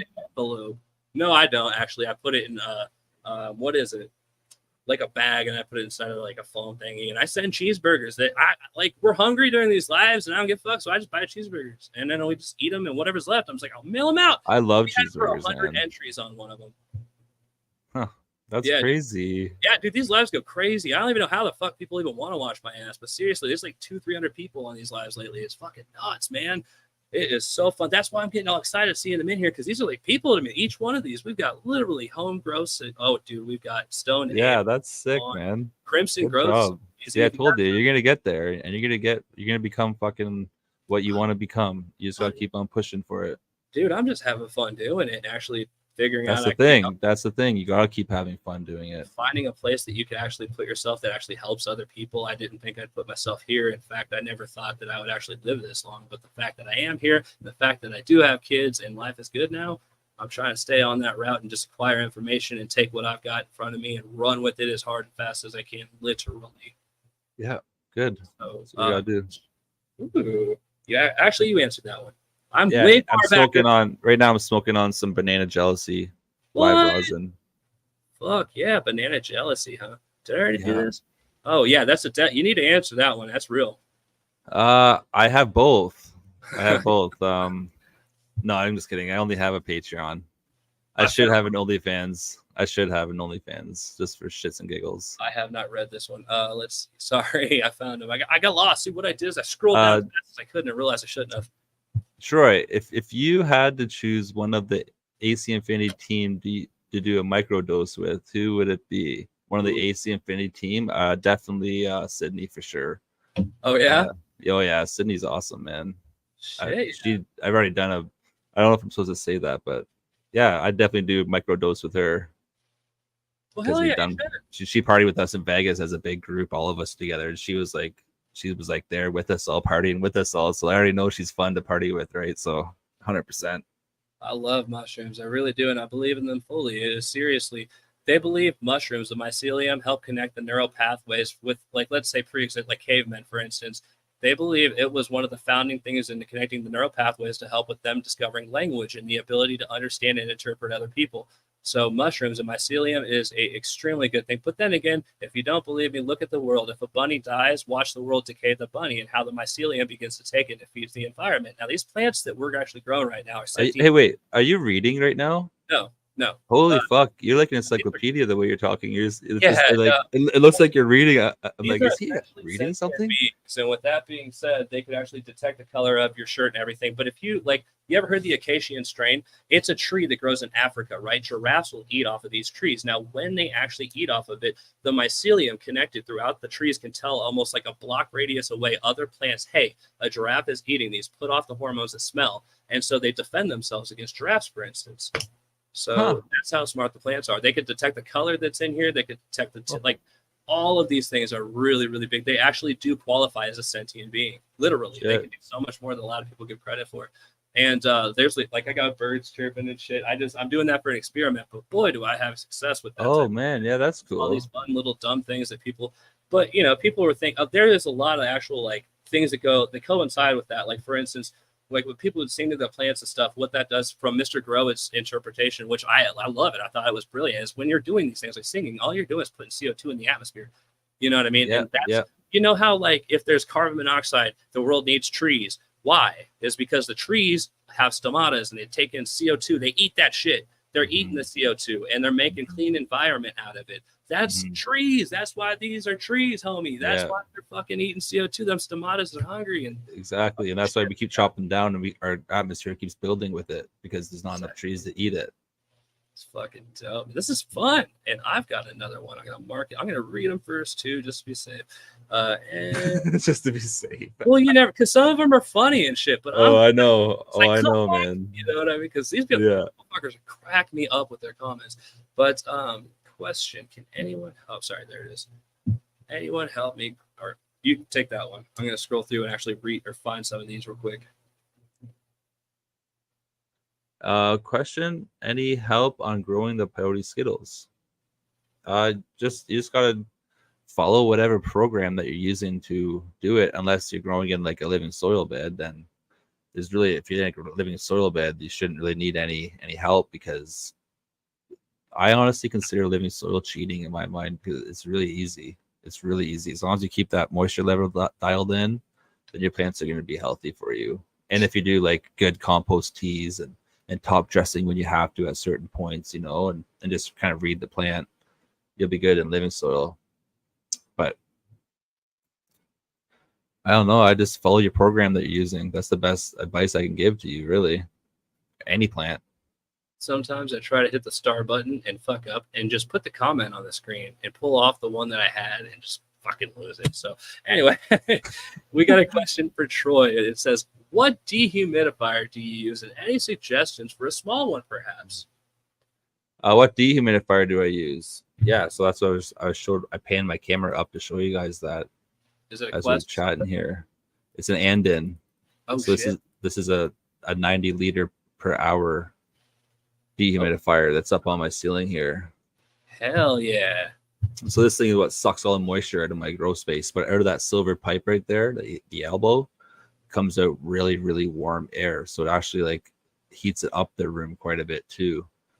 So that's a pro and a con in itself. Like it's great when it's cold outside because that acts as like a little bit of a heater in a way, right? Help heats up my space a little bit. But in the summer when I don't want the heat and it's really moist in here, then that thing comes on. So then I need to have an air conditioner coming on at the same time because this thing's pumping out really warm, dry air. So, but I do need one for a space this size. I need something that size. That thing has a hard time keeping up on some summer rainy days. That thing is on 24/7, just pumping away. Well, I'm looking at the questions here. I'm seeing a lot of good ones, just not, I mean, good to me, but make no sense to us. Like the cheeseburger, that's great. We've got another one down here. Question.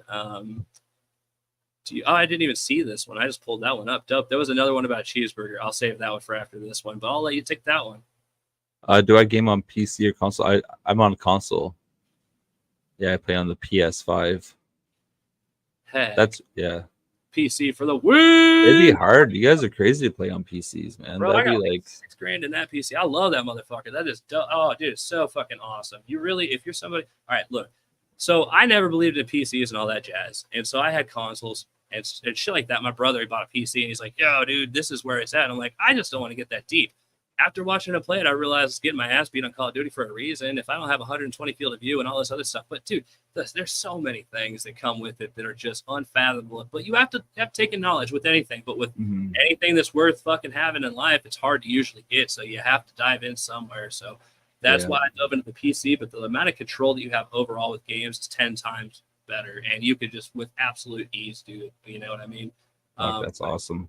I have been able to game much lately, man. I've been super busy. Unfortunately, I might get in there tonight maybe for a couple hours, but I'm pretty fucking done. Fuck yeah. I probably suck now. Oh, I guarantee you do too. And I got another one of these fun ones.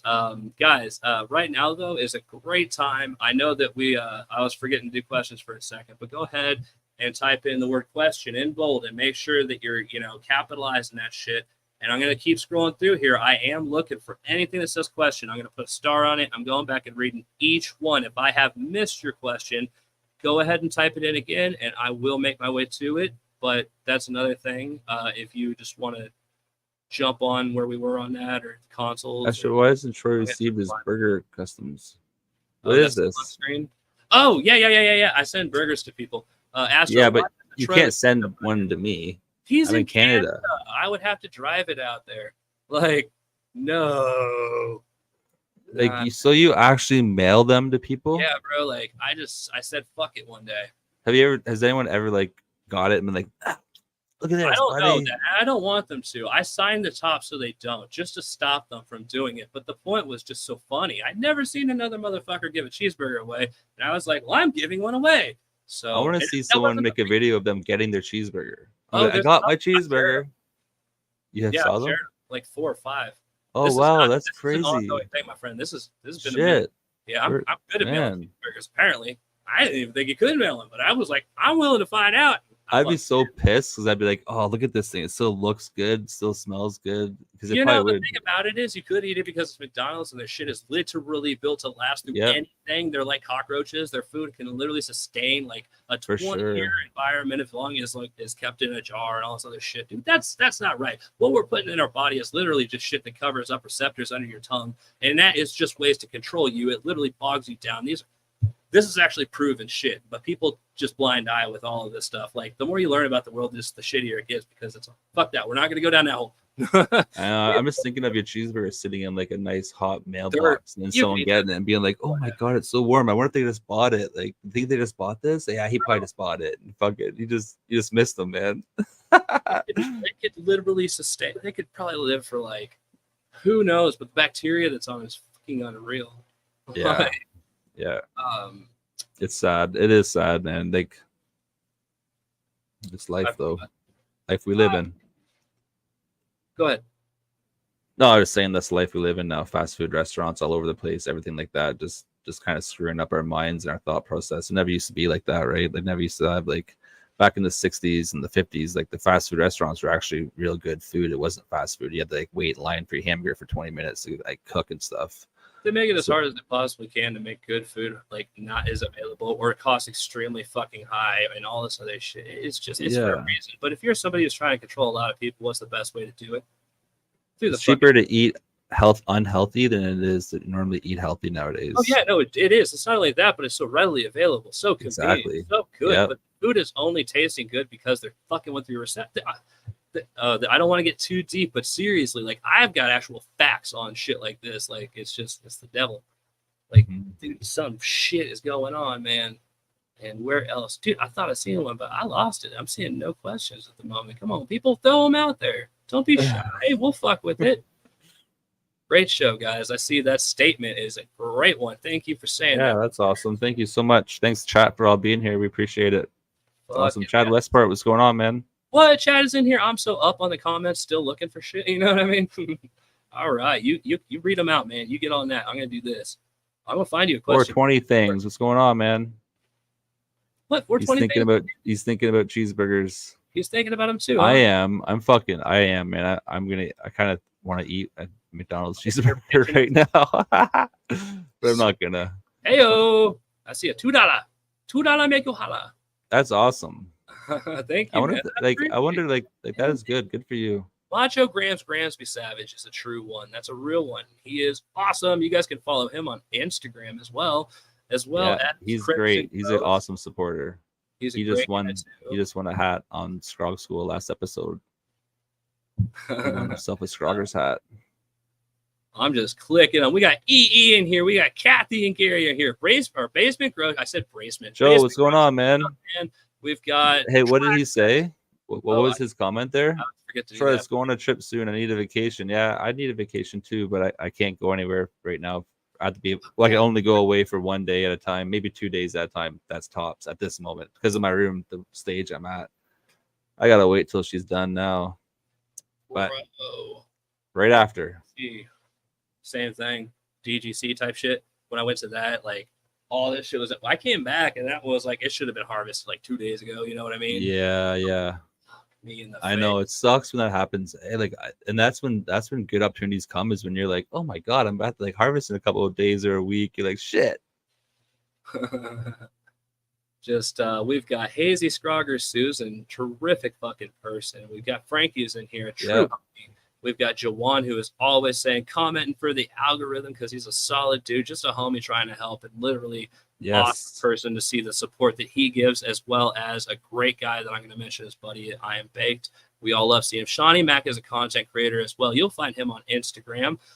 Primarily, obviously, Basement Grow Show is on YouTube, Instagram, and many other platforms. That's awesome. Golden Grown in here, in which I met him at the Dudes Grow Show Cup, and that was held in Colorado with the Dudes Grow Show. It was an amazing fucking time. It was truly fun kicking it with this guy. I've got the pictures on the Instagram if you want to check it out.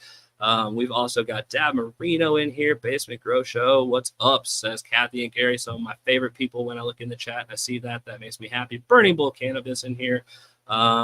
Who else? Apollo Kid Green. If I'm not mistaken, he lives in this area as well, but mainly. And you got AC Infinities in your chat. No, say less. Yeah, I've got to scroll down more. We've got Chad Westport. If you guys don't know who he is, you need to take a fucking moment and understand that motherfucker's an OG in the house. He is somebody you should definitely hop on his channel immediately. He knows 10 times more than all of us combined. That dude has been in the game for a minute, and he is somebody I'm trying to learn from currently. So with the genetics and the breeding, if you're looking for anybody to get in with, that's going to be Chad fucking Westport. I'm sure you know that, though. Yeah, he's a good dude, man, for sure. Kingpin. I never had the pleasure to actually chat with him, though, to be honest with you. Like, yeah. My God, he's just a fucking I've seen him in all the same kind of shows that I'm on and floating around. I see his nice hair flapping around in the wind. I'm like, fuck. This is miraculous in person, man. He just catches everybody in awe. Me and him were hanging out, but the thing is like, oh, he's very knowledgeable, dude.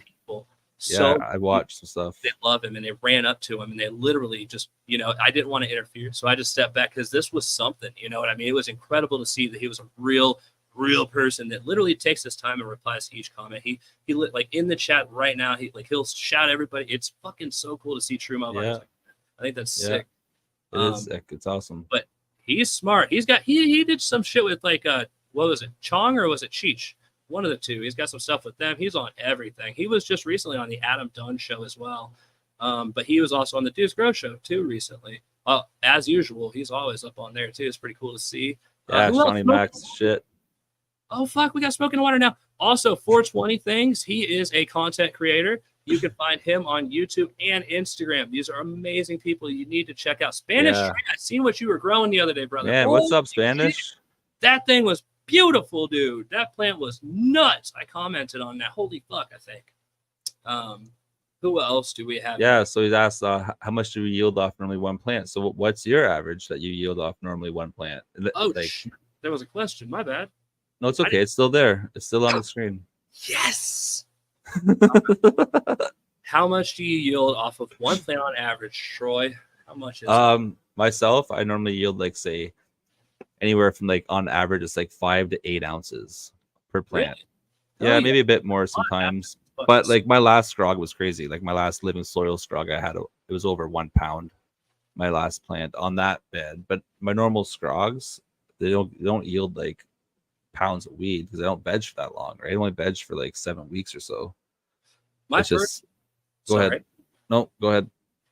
My first grow, I did now these 15-gallon pots right here, bags. My bad. These are the grassroots ones, and basically, I would say. Fuck. And I did not veg them on my first grow. Like I really didn't. And it was like at least a half pound to 3/4 of a pound off of each 15-gallon bag, or more even. I had one bag that was like over a pound, and it was nice. But last time on that bed alone, I had 2 different Tropicana cookies. I pulled a key out of that, which 1,000 grams. It's basically 2 pounds with 109 grams on top, which is just shy of a QP, 112 grams. If you don't know your increments, then definitely learn on that. It'll help out in this analogy. But what else? I average probably, I would say, on these 15 gallons, about a half to a full. And and those big pots, big pots of living soil, that's a different ball game. Those big beds back there, those are multi-pounders. Those are, living soil is a different. 5 out of that. Yeah, for sure. Like I said, my last one was over a pound. You guys saw a Scrog School episode or Scrog School season 3, man. I agree where that AC Infinity sign is, that living soil bed right there. That grew the biggest plant I ever grew in my life indoor. It was beautiful. The thing was massive. So I'm trying to basically learn how to grow in every size increment and do the best that I can. So I did for the 2.0 that HLG sent me. I put it in a 4x4 grow tent. I grew 1 Tropicana punch in there for, I don't know, it was probably about a month and a half, 2 months around there. It's all on Instagram, documented too. The great part. It's looking like it's probably going to be like near a pound easy in just one plant in a 4x4 tent. Like I'm super excited about it. And that's with nothing. That's with a AC Infinity T69 controller, just the regular one. And the only thing that I have that for is to kick on a fan when it exceeds over 76 degrees in there. And basically it keeps it cool, and it really does regulate the VPDs. There's no humidifier in there. I just make sure to water properly, and that's how you do that. It'll build the humidity into there. What else am I seeing? Have you seen any? Oh, I got one right here. I haven't read it, so you could take it while I look for another one. Reggie, what's going on, man? What's the smallest pot size that can incorporate worms? Is 3 to 5 gallon too small? Yeah, man. 3 to 5 gallon is a little bit too small for your worms. You want to be like around the 25 gallon area, to be honest with you. Like the bigger the better for worms. You go a little bit smaller, maybe like 20 gallon. I wouldn't. I'd say 25 and up at least 25 and up for worms. What amazing question. Just to bring up the topic of worms, each and every one of these beds in here or these bags have ample amounts of worms. They are very, very good. Everything they discrete is beneficial for the microbial life, but not only that, they eat the root system and stuff like that. They're amazing. You're going to want them. They're going to keep an extremely healthy living soil. You know what I mean? This can't be synthetic. This has to be living soil. You're going to be putting worms in there. But yeah, they're extremely. You wouldn't put them in a 5 gallon though, would you? No. That's, I was about to drop back, but I was kind of like, I forgot. But you don't want to put them in anything smaller, really. Than I wouldn't say more than like 10 or like I do 15. That's the smallest I've ever grown in. 15, you might be okay. Yeah. 15 might be okay. No, 15s are okay. I got a motherfuck loaded there. Like, Yeah, okay, then you're good I then. love it. They are the coolest things ever. Now you can Me also too. I cut love them too. avocados in half and put them in there, and it feeds the worms, and they breed inside the shell of the avocado. Avocado, yeah, that's what I do too. I did. I Oh, love it's it crazy too. when they breed in there, eh? Yes, it is You indeed. flip the avocado over and you're like, holy shit, there's like a ball. They're all just like, it's like, holy fuck. But that's also why people cover the top layers of the soil, and it makes shade, and so the worms come out and they eat off the top, and that allows the roots to start growing outward of the top as well. If you cover the top, you can actually, like with me, I integrate the water in different ways as it's the beginning of the plant's life. Like, all right, say if I'm in flower with this bed over here, I'm top watering initially, correct? And then from that point, once it goes into flower, I then begin to integrate bottom watering. The reason I'm doing that is I'm trying to get the roots to start forming all amongst the top level of the soil, not literally sticking out, but just that's where they're looking for the water around that area, right? Then I start flipping it. When I go into flower, I start feeding from the bottom and the top, just slowly tapering them off the top and more so toward the bottom. And the reason for that is because I'm trying to build a root system at the bottom too now. And with the bigger the roots, the bigger the fruits. And if you could take that whole bed and utilize every crevice from one plant, you can have amazing results. So, Yep. That's good. And tips. yeah, what a solid question, Root Nerds. Thank you. Yeah, for sure. That Good wasn't job. Root Nerds. I got one marked from Root Nerds. This one is for you. I'm going to pick another one out and let you grab it real quick. Sorry if I'm leaving you with like that. What is the highest total soil volume you've had doing at one time in one room? Found it. The total highest soil volume. So like soil as in like a living soil, that'd be like my 4x4 bed over here. That's like the highest in like one pot volume wise of soil is that 4x4 living soil bed.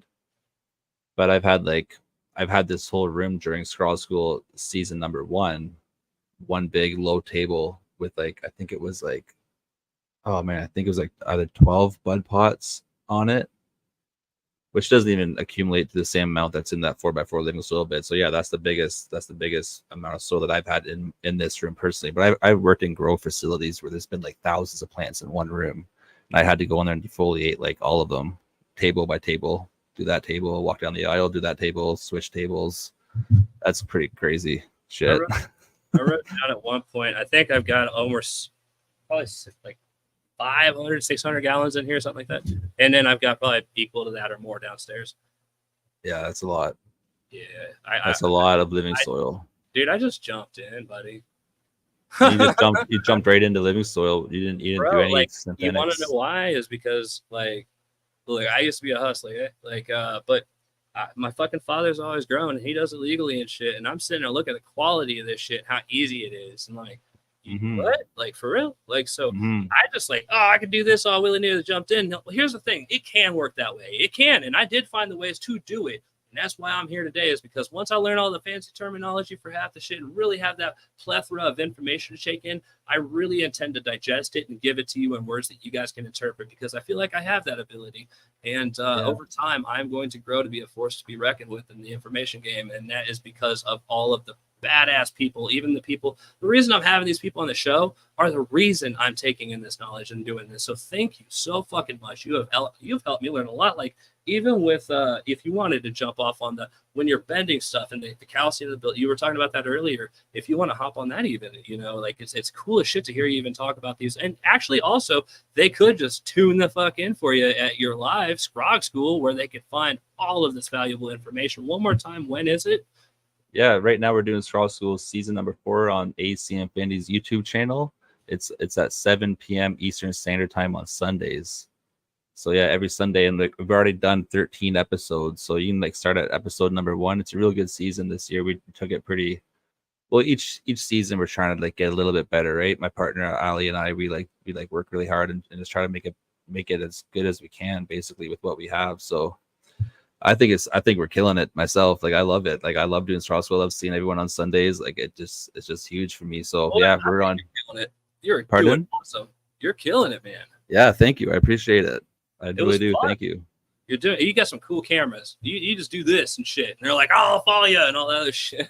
Yeah, that's what I try to put what I get from say Patreon people. I have Patreon. I try to put that money towards cameras. I try to make my room better, just like you. I try to put everything to make my stuff better, right? So whatever I get from my codes, if people use my code Scrog for anything, just like you have codes too. I put that towards like I need a better camera. I need to make it so when they watch Scrog School, it's clear. I don't want to be all blurry and shaky and shitty. I want to try to have crisp, good content. I want my voice to be clear as possible. I really am like I'm like semi OCD, like perfectionist. So like I tried my best to make things look really good. I have 2 separate laptops going right now. I literally have a full office built like this right here too. Even now, like I'm all about that shit, man. Yeah, so you're just like me, even worse. Patreon, I'm so glad was brought up. Thank you everyone. Holy shit, I never thought so many people were saying, hey, make a Patreon, and I was just like, dude, I don't know how. I don't want to fuck with another platform. Holy fuck. I am so excited to say thank all of you who are in the Apex tier. Holy hell, thank all of you who are in the Alpha tier. That is so fucking cool. And even in the beta, thank you all for participating and being a part of this. I decided to do it, all right? And so I made a tier for $3 and I made a tier for $20, and literally everybody lost their shit and went over there. I could not believe that many people are willing to help me out with getting away from my actual job and doing full-time content creation. Thank you all so much. And then the 100+ members of the channel paying every month just to hang out and be a fucking part and help support the community and these lives that we do. I just really wanted to say thank you guys, and I hope that I can get better at all of this just so I can help you guys more in the future as well, which is why we're doing these informational things. If I don't know the answers, I got these guys on here, and that's one more time to bring up what's scrolling across the bottom of the screen is make sure to put question, and then go ahead and type in that question, capitalize that for me. It makes it much, much easier. Let's go down to what I'm seeing here. Here is question. When they ship styrofoam. What the fuck am I reading? Wrong question. How many God damn it. How many cheeseburgers can I scrog in a 4x4? Buddy, I'm gonna have to say at least however many you can fit in there or you can afford to buy, bud. All right, so we're gonna go ahead and jump to a question. You guys are so good at trickery, I'm telling you. I hope this one's not a joke too. Question I use. God damn it. Holy shit. You have a lot of jokesters. I fucking love what you guys are doing. Yeah, you guys have a lot of fun, which is good, man. I'm not going to tell you to stop because I'm liking this shit anyway. Question, do I hit the like? You damn right you hit the like. Yes, everyone hit that like button. Please and thank you. Do so. Fucking obliged greatly. Now, is this a question? I'm going to read this one first. Give me uno momento. What's up, Chris B? How's it going, man? AC Infinity is probably Sydney. How you doing? Oh yeah, now I see an AC Infinity comment. You're brought up today. I picked you to be the person I do mushrooms with, or the AC Infinity. Are they talking? Yeah, I picked you to do mushrooms with because you're fun. Would you do them, Sydney? Would you do mushrooms? She seems like a very nice person, but when I was there in LA, she was very busy, and the last thing I wanted to do was to get in her way. She's very, very busy. She's got a lot on her plate. Oh, well, she was probably like when was I there in LA? The American Autoflower Cup. Oh yeah, she might have been like working. I didn't want to get busy. She takes her shit serious. I really wanted to meet her, but I was like, she looked busy. There'll be another chance, you know what I mean? And so I just stayed out of her way there. But she was very, very polite from what I've seen and very pleasant to be around. You got to get her when like her shift's over. I haven't. Like I don't want to get in the way. Like I just figured I'd let them come toward me whenever they felt right with it. But oh yeah, I did have a. Oh fuck yeah, I already have another. God, I'm so professional these days. Look at me go. All right, guys. So the question: is there a limit to? All right, what is that? Okay, so they're asking if like, is there a limit to how high your pH can be when you input it into your living soil? So I personally think there kind of is, yes, especially if you keep on doing it. If you add it once or twice, your living soil will adjust to it. But like I think you want to be around 6.6. You know, that's where I keep my living soil at. Like, or my water for my living soil is anywhere from like say 6.3 up to like 6.8. That's the range that I'm keeping it in. But you can go higher than that for sure. Like you can go be like 7. You can be at 8. Like I'm not saying it can't go that high, but if you're up way up higher than that, you might want to start adjusting it somehow and bringing it back down a bit. What do you say? What? I am so sorry. When you feed your living soil water, how do you pH it? How much pH do you put in your feedings? You don't At the you don't very check it? beginning, I was thinking, okay, I wanted a pH. Now, here's why I thought that. I have water reservoirs. I have 55-gallon barrel in here, 55-gallon outside. So that tends to sit over time, which will increase the pH levels. Things like that. I thought that maybe that would fuck with it. But truth be told, with living soil and the microbial life, the thing about it is when you're watering, let's say if you're watering with a pH water of 9, now, that's not obviously a good thing, but doing that, it will actually convert the pH water into what it should be because of the living organisms that are inside of it. This is why you're doing this living soil, the bacterials, the microbial, all that good shit. Like, see, I don't know all of the terminology, and I'm trying to learn it best. But from my understanding, by the way, if I'm wrong, please correct me. If I'm not, having to actually, I like being on defense at all times. That's how I've gotten to where I am. You can't like if you think you could fucking belittle me, send it, motherfucker. Like you ain't gonna I could rebuttal anything you fucking got. But like I'm trying to get that way with weed growing. I'm trying to get like I am that type of person. When I devote to it, it's unbeatable. Like when I personally definitely wouldn't water my pH living soil beds anything above 10. If it was above 10, I would definitely not put that in my living soil bed. Like even if the living soil bed will adjust to it, but I wouldn't do it. Like I was watching this interview where he was just like, "No, you do not have to pH. Like it's not something you need to do with like the build a soil ways." And so, but with me also, my reservoir situation is a bit different than it was before. I actually bypassed the secondary barrel that was the overflow. It would basically create a gap of like a month where I would literally not even have to walk in here if I didn't want to. And if I was questioning it of how it was going, I have a camera that spins 360. I can see every plant and zoom in. Like there's nothing I can't do from outside of this room. I can control every increment of the temperature, all that stuff, which is dope. But like so far, just from my understanding of it, if you're in living soil, especially with a larger body of soil, like a 90-gallon bed, it's not something you're really gonna have to worry about. Just to kind of put that out there. There is a big range. There's a big range for sure to play with. Yeah. I wish I had more knowledge on it to be able to be like affirmative on it completely, but you know what I mean? You just don't want it to be too acidic. You just don't want it to be too acidic, really. Right. It needs to be like in the medium. Like it needs to be from anywhere from like 6th, and I think 9's the highest that I'd want my pH to go in my living soil. I wouldn't even do that. I wouldn't even put 9 in. Sometimes when I see 7, I'm like, I want it to be like 6.9, 6.8, like. Thought I had one, but oh, there we go. Never mind. It's another burger. Okay. You're getting me, man, and I'm liking it. Don't stop. I don't give a fuck. But if you got questions, I want you guys to know this is him. This is the real guy right next to me. So go ahead. Let's hear him. Have I missed it? Retype it. I want to see the question. Whoa! I see a $5. Give me money. Thank you. That's awesome. Jim Adams, my fucking dude. Sick, Jim. Good job, man. Welcome to the channel. I fucking love what you just did for me. That's awesome. Yeah, Jim's cool. Jim's a long supporter of Scrog Nation, and he is a big part of Scrog Nation. Bro, thank you so much, man. I really appreciate what you did. This is all the reason I'm actually getting close to being able to leave my actual job and actually be a content creator. Because, bro, I'm staying up just to edit shit. Like, I'm doing this shit like, oh my god! I took a vacation though, and I'm more than 38 hours in edits on this one that I'm working on right now for the Dudes Grow Show Cup, and I believe it's going to be my best, but like times 10. Like, people don't understand how hard it is to edit videos and how time consuming it is. Well, this is the test. This is the chance for blast off for me. Like I had a full vacation. I utilized every fucking waking minute. When everybody was wanting to have fun, I was recording. And after that, I have been editing since the time I woke up. Every day of my vacation has been spent editing, literally from the time I wake up almost to the time I go to bed. Barely seeing my kids, but I'm trying to utilize this one time I had this opportunity with vacation. Why? It's just to show people what it is I can actually fucking do. Like you want to see me in my full, like that's what's gonna happen. Like, but you gotta be careful though. You gotta be careful because your family's number one, man. Oh no, yeah, definitely. But I told her for this vacation, I was like, I'm going to try to utilize this for what reason? So that I could do this full time. Why? So that I could stop having to work 2 jobs. Because I work a full-time job.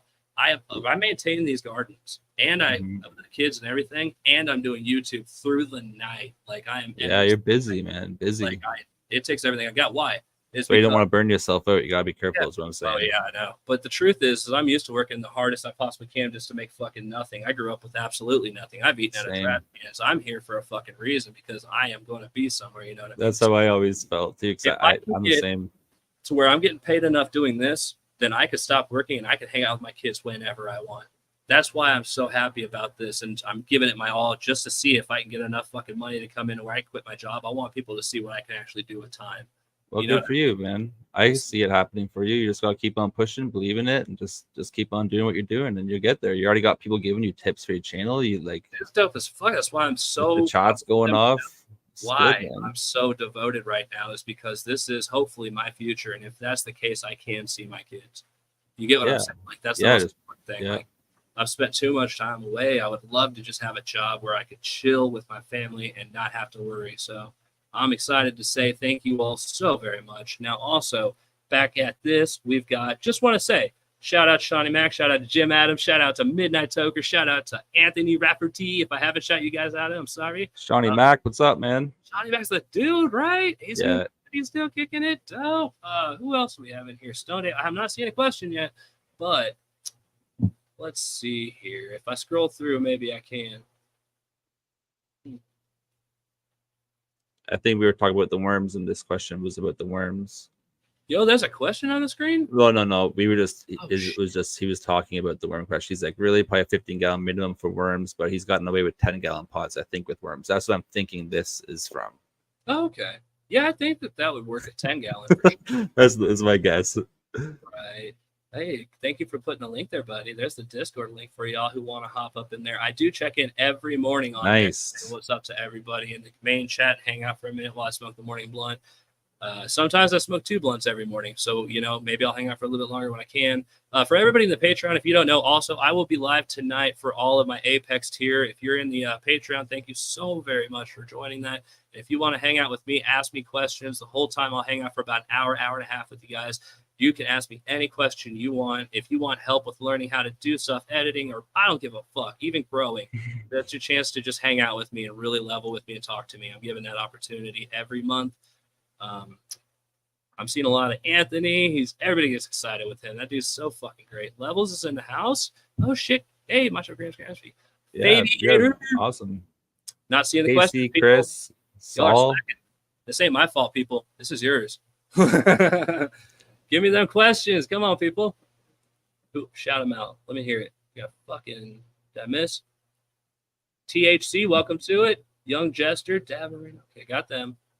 Found one. Yeah. All right. How long did you veg on your 5-pounder? That was about 4 or 5 months. So about 4 or 5. This one took longer. You know why? Because when I put them in here, and we're just healthy. And that's because with anything, I tell people I'm lazy. Like, I want to see what these plants can do when they're neglected. I want to see what they do, how they react and stuff. Well, I knew how they did. I just got lazy. I wasn't taking good care. I was watering them when I could and shit. And the mother plants, they turned out kind of like, they were like unhealthy seeming, you know what I mean, over time. And so I threw them in here and they were trying to bounce back from it. It took them way longer than they turned out perfectly fine. It just takes longer when they've come from that kind of neglect. You know what I mean? So when they're not happy for a while, long points of time, if you get what I'm saying. Yeah, that's a kudos to you for vegging that long. I get way too impatient for that. I get impatient. That's why I started the whole basement. I was like, fuck this. I don't think I'll be doing them anymore. But Sid, are we making Astro? Oh, okay, never mind. I thought it was my bad question. Hey, you can show it. Oh, let her see it if you want, man. What is it? As you shot, she's in here. Yeah, that'd be dope, dude. I know a lot of people use my promo codes. I don't know. Here's the weird part. I put in like 3 or 4 applications with them, and I never hear back. And I was like, I don't know. Yes. So well, you do have to have you got to meet certain criteria. So no one ever even told me how to even be a YouTuber or how to even get sponsored, what they even did. I just learned that shit. Now I'm just like, oh fuck. Now I get why that didn't even make a fuck what I did. You know what I mean? Like, I have to go through so many. Like, I didn't even know. Like, when I thought people wouldn't reply to my comments, I was like, man, what a dick. Now I'm sitting here like, oh my god, dude. Like, I've got 3 weeks ago, some people still and I sit there and reply to each comment with real authenticity. I even give them longer comments than they fucking give me. Yeah, but that's because I enjoy this shit, but it does take a long time, bro. It is. It does take a really long time, and once you because you will become an influencer, that's what you're going towards. You will be that, and once you get there, you'll realize there's certain things that you gotta understand like you got to take certain time of your day to actually answer comments at certain points, right? Like for myself, I take about like 15-20 minutes of my day just to answer comments on either Facebook, Instagram, or like wherever I have my platforms from on YouTube and stuff. And I just pick one and I'll answer like probably like 50 comments, right? And then but if I could sit there all day and did it, I'd burn myself out, man. And like I've done that. Like you got to understand that like if you burn yourself out, it starts getting like kind of rough and it starts getting hard to look after your plants. And then you kind of stop enjoying it because you feel like you're working too hard. I have so much fun with all of it still. But it is, I see what you're saying entirely. Now that it's just like, fuck, I probably got like 500 comments left that I'm behind on, and then I can catch up to the ones that have happened in the last couple days. But like, yeah, see, and the more you grow, the more you're gonna get, and then you're gonna dedicate so much time, and then you're gonna be like, oh my god, my eyes hurt, and I'm so tired because you're like this. Yes. And you're like, hold on, I just gotta finish this. You're telling your wife that or kid, or, you know. All I can say though is they will get replied to. I just want all of you to understand that it will take me a while. Why? That's because I really want to give you a comment back. Like I have fun doing this. I want to authentically give you a legitimate comment back. I hear you. So if I know some of you are 1 month behind, even almost more with some. I do apologize. I still see them. I have read them. I'm just waiting to give you guys the right answer. You know what I mean? Because maybe I haven't looked that part up yet, but kids, you know what I mean? They're the most important. But it was great hearing another person's perspective on that, how they handle, because I have been spending, there was a while where I spent, like, even on the way to Colorado, which is a 10-hour drive, I spent the entire time replying to comments, and I did it on the way back, and I am still months behind. Like, it has been so fun. Like, these people, I fucking love them. They're fucking cool. I could tell you exactly by their picture, without even seeing their names, exactly half the people in here. You know what I mean? Like, are cool as shit. Like, it's cool learning about them. And then people watch your videos that you posted like 2 months ago that and like, so you don't think to go back to them a lot to check them because you get like one notification from it. You know what I mean? You're like, oh, but you got a whole bunch of notifications from other stuff that's kind of newish. You forget about that one. You go back to it 2 months later, you're like, holy shit, there's like 20 comments here I've never even like liked or even read yet, just because it's like from like months and months ago, and you're kind of onto a different project, right? So that's where I get lost a lot. I'm like, shit, I should have been there liking all this stuff, but fuck, I'm so busy. Like, yeah, you are. I'm so busy trying to like grow in cocoa and the ProMix HP and then living soil, then use like different nutrients and try to like do a Scrog school. But I'm just like you and I love it. So like it's just like fuels me, to be honest with you. Yeah, good job, Macho. Damn, buddy. Thank you so much, man. I have a blast doing this stuff. Growing is such a passionate thing I've grown to learn. Every grow it's an art style. Everybody's got their own unique way. And so learning from people like you and all these other people I've had on here has been fun. But come on, people. I see a question. How tall? Oh, yeah, this is a real one. Here we go. Fuck yeah, we're back in the questions. I see another. Damn, we're at it now. Okay. Let's see. Question. How tall do you and the left blade grow sides? Dude, I cannot see this. Yeah, so it says, how tall do you let the bud sides grow into the square before you flip? So by that question, I think they mean like how tall do I let them grow into the square before I flip? So what I do is when they grow into the square, I let them grow until I can tuck it to the other square. And then I just keep on tucking to the other squares during the veg time. And I keep filling up all the squares that don't have a branch in it, right? And then once my screen is say 80% full, I'm going to now flip my lights to the 12-12 flower cycle.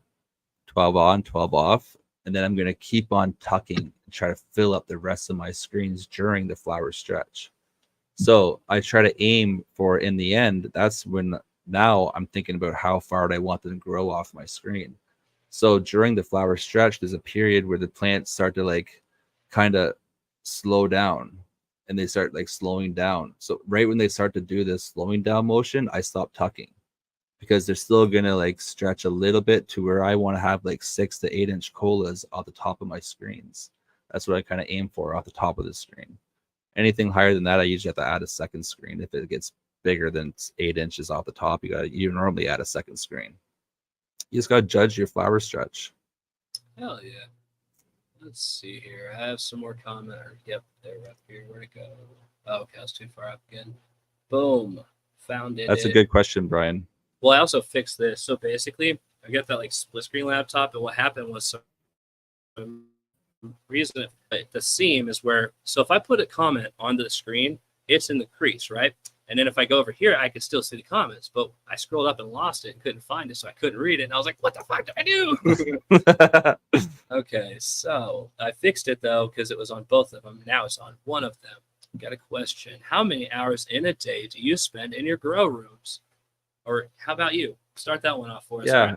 That depends on what stage I'm at in my growing, right? So if I'm in the early stage, I'm not in here too often. I'm just letting them I'm training them. I come in there, bend them over once in a while, and like just work on the branches.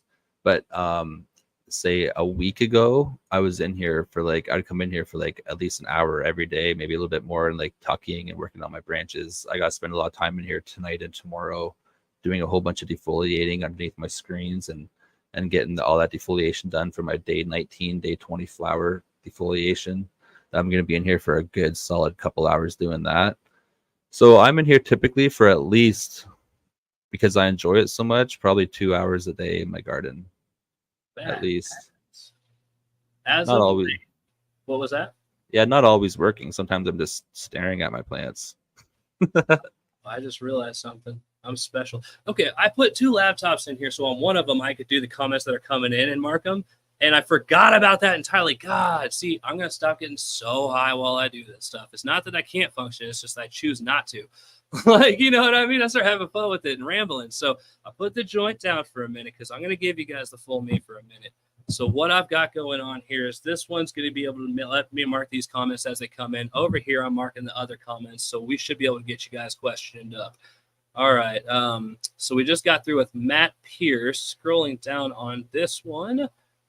All right. Yeah, that's a good question, Matt. A lot of people spend different times in the grow room. So. Oh yeah, on me, not too much. You know what I mean? Not a whole hell of a lot.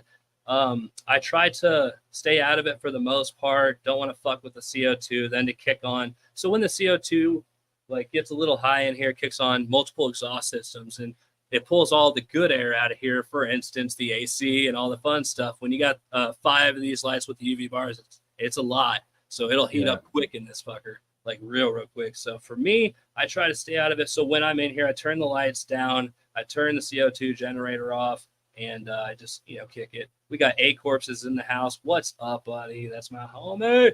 What's up, Weez in the Juice? How's it going, man? What? Hell yeah. Do we got Soki in here? We got Chris R. I could pull the question up on this one that I have marked. That'll get us by. And then I'll go back through the old comments and questions while you handle that right fast. Okay, so Enchanted Grow Culture asks us, do you use any kind of silica in your grows? I use with hydro, but not sure on others.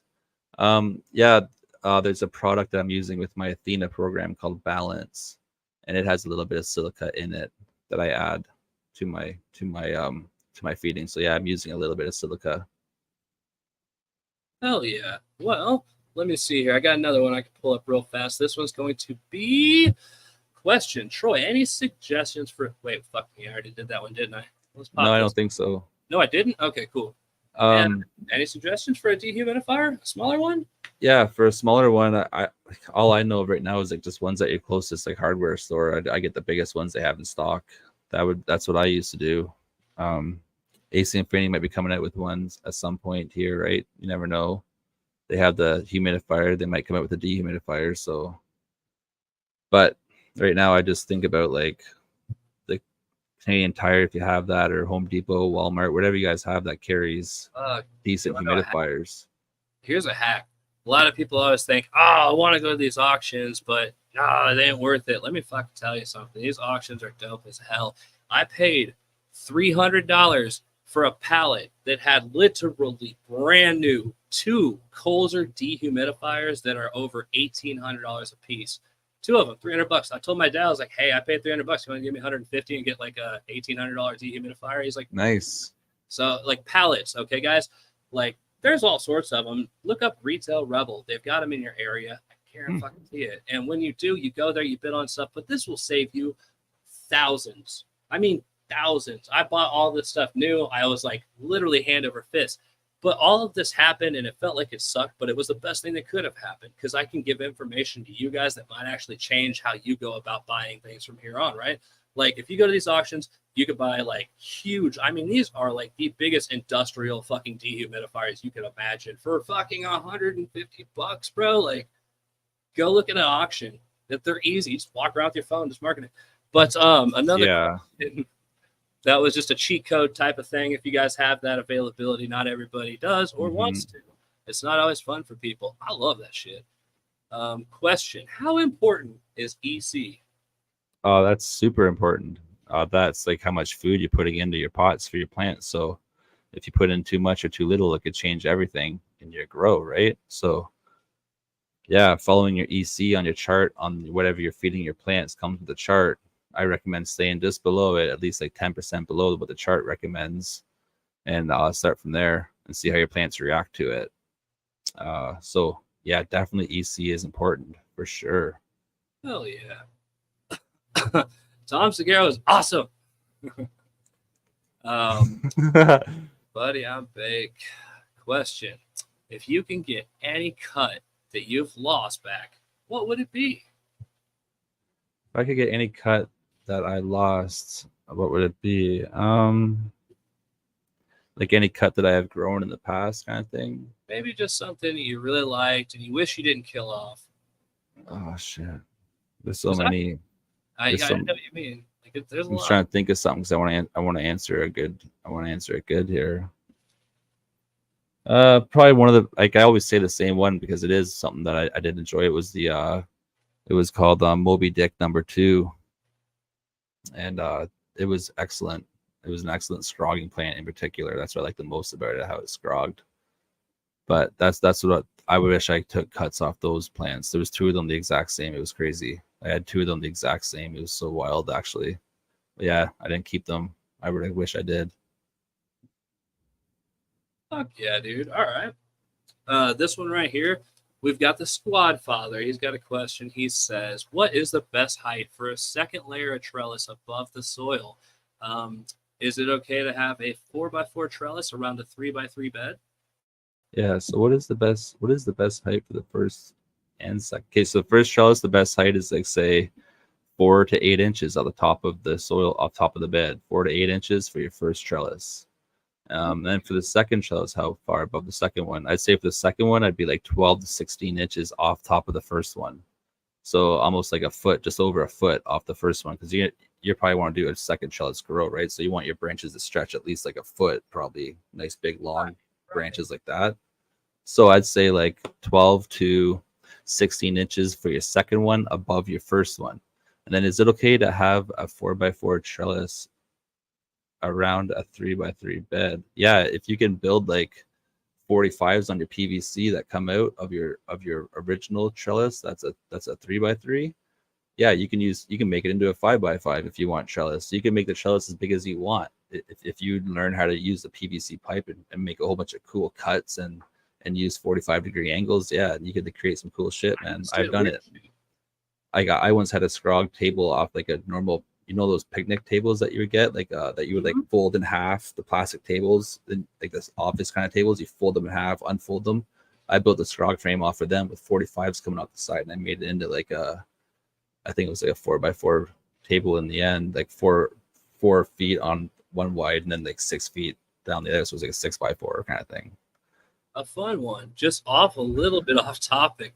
I wondered, did anybody ever question why I grow in just weird things in general or do these weird PVC pipe structures? I just want to see if they would work because not everybody has enough money to afford every piece of the PVC pipe. So I've shown kind of essentially what you could do with just, rising these up, giving them enough structural support to be able to sustain the suspension and the tension that you're putting onto it. But not only that, this is like a cart that you can get on Amazon for like $50 or something like that. I don't even know what it is. I got it on a pallet. I looked it up afterwards. Like, hey, it's a $50 fucking cart. They can make shit out of it, right?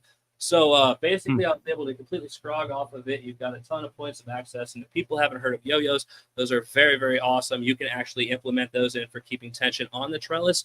Not only that, but I see in the comments by AC Infinity all of a sudden, I'm like, hey, badass. That's where I'm at on that. But this is actually kind of just a bowed out PVC pipe that I did just to kind of, because a lot of people don't have all the PVC pipes, so I screwed it in over here.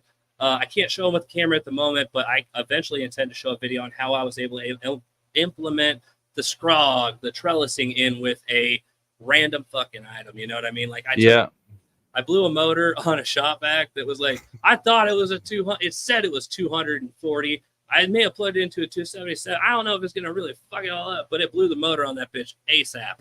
Shit. So I just used the base on it and put a plant in it, and that thing is awesome. Like, man, it's that's kind of a good idea. Well, it's elevated off the floor, but not only that, you put a catch-all tray underneath that fucker so it catches water, and then if it leaks out, you're elevated off of it so that it won't. In fact, it just raises the humidity for a little while until your light evaporates it. So it's pretty dope, you know what I mean? Yeah. It's pretty cool. And if your light ain't doing it, lower it. But never mind, not fucking the plants. But yeah, you know what I mean? Hopping back to these, I don't want to veer too off because I do that sometimes. But question. Okay, so did that one. Awesome. Then we've got this one. Troy. Oh, nope. That was the dehumidifier one. I'll focus for a moment here. Okay, so yep. Here's one from Jim. I think so. I don't know if it's a question. You could build a stand-alone frame. Okay, that wasn't a question. Here's a question.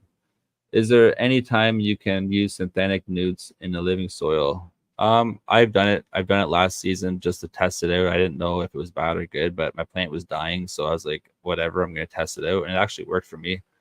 I was in like late flower. My plant wasn't taking up the nutrients in the living soil. I didn't understand what's going on, so I was like, I'm going to put in some bloom newts just from Athena and see what happens. And I just started applying some boom nutrients, and fuck, the thing just started taking off again.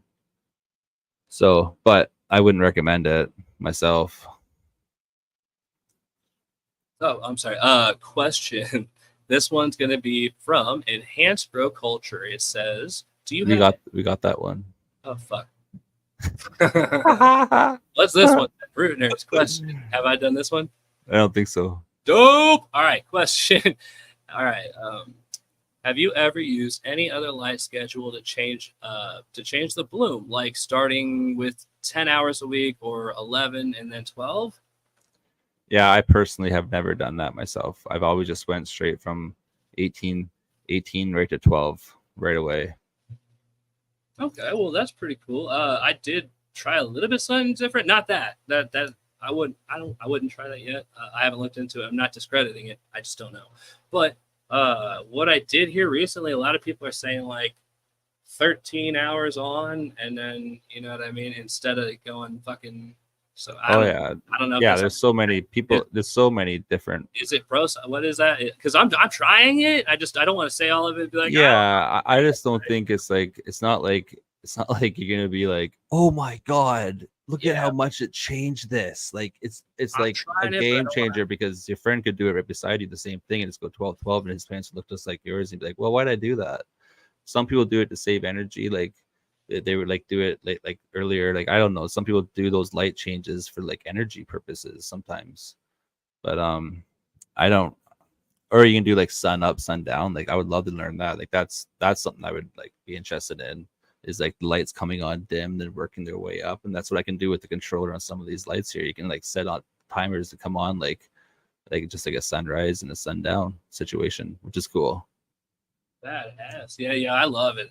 Just if anybody's doing the sun up, sun down, which it's not, I don't know if it really helps, but I'm doing it. But they say 15-minute integration is the best way to go about it for those who wonder. That's just rule of thumb on that. Just if it answers a question for people. I got plenty of them lined up. I feel like I'm getting better at this now that I'm in focus mode. Question: do you raise any worms? No, I don't raise any worms at all. I just get worms from a cool dude called oh shit. Oh my god. I was thinking about this when I read that question already. And the one question that was before that, I use masonry twine for my string on my Scrog frames. I use masonry twine. I get my worms from a company called Vermabic. So it's a company called Vermabic, and they're right here in Canada. And they just ship. You just buy cool bags of red wigglers. And so when I first built my living soil beds, I bought like a couple nice big bags of red wigglers, and I just let them loose in my beds. And now they're thriving. I just take a scoop of like a shovel in my living soil bed, one scoop, I'll lift it out, and there'll be worms all crawling in it. I take them to go fishing and everything. Exactly. Well said there. Red worms, that's what you want, guys. So if you're wondering, and some people, I think you can even go to your local bait shops, and some places will have them for a fair price. But if not, you can usually go on Amazon, and I think I bought like I don't know how many, but it was like $120. No. It was like I'm not gonna say I don't remember. It was like 50, wasn't it? Like 50. I don't fucking know. Well, if you're in Canada, check out Burmabic Okay, I'm because not. they're awesome. They're really awesome, and the worms come super healthy and thriving, like super happy, like wiggling everywhere, like it's crazy. Hell yeah! If we got people from Canada, that's what you're. They even make like worm food. You sprinkle it on top of your living soil beds, and at night I come in with a flashlight and I looked at the worms all on top and just like mowing this shit down. It's crazy. It's like a white powder. It's pretty cool. Yeah.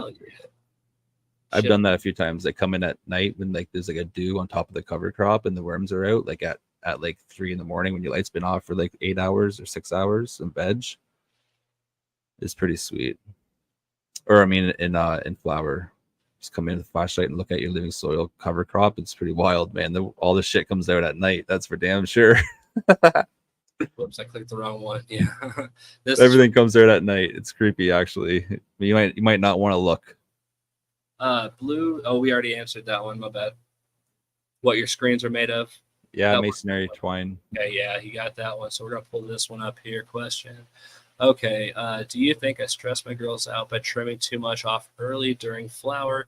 If so, how long do you think I should take or how long do you think it'll take to rebound? Well, if it was too early, it shouldn't be bad. If it was early during early flower, it all depends on how much you did take off. Like if you took off to like bare stick, then like that could stress it out pretty bad. You might just get a bunch of little buds now.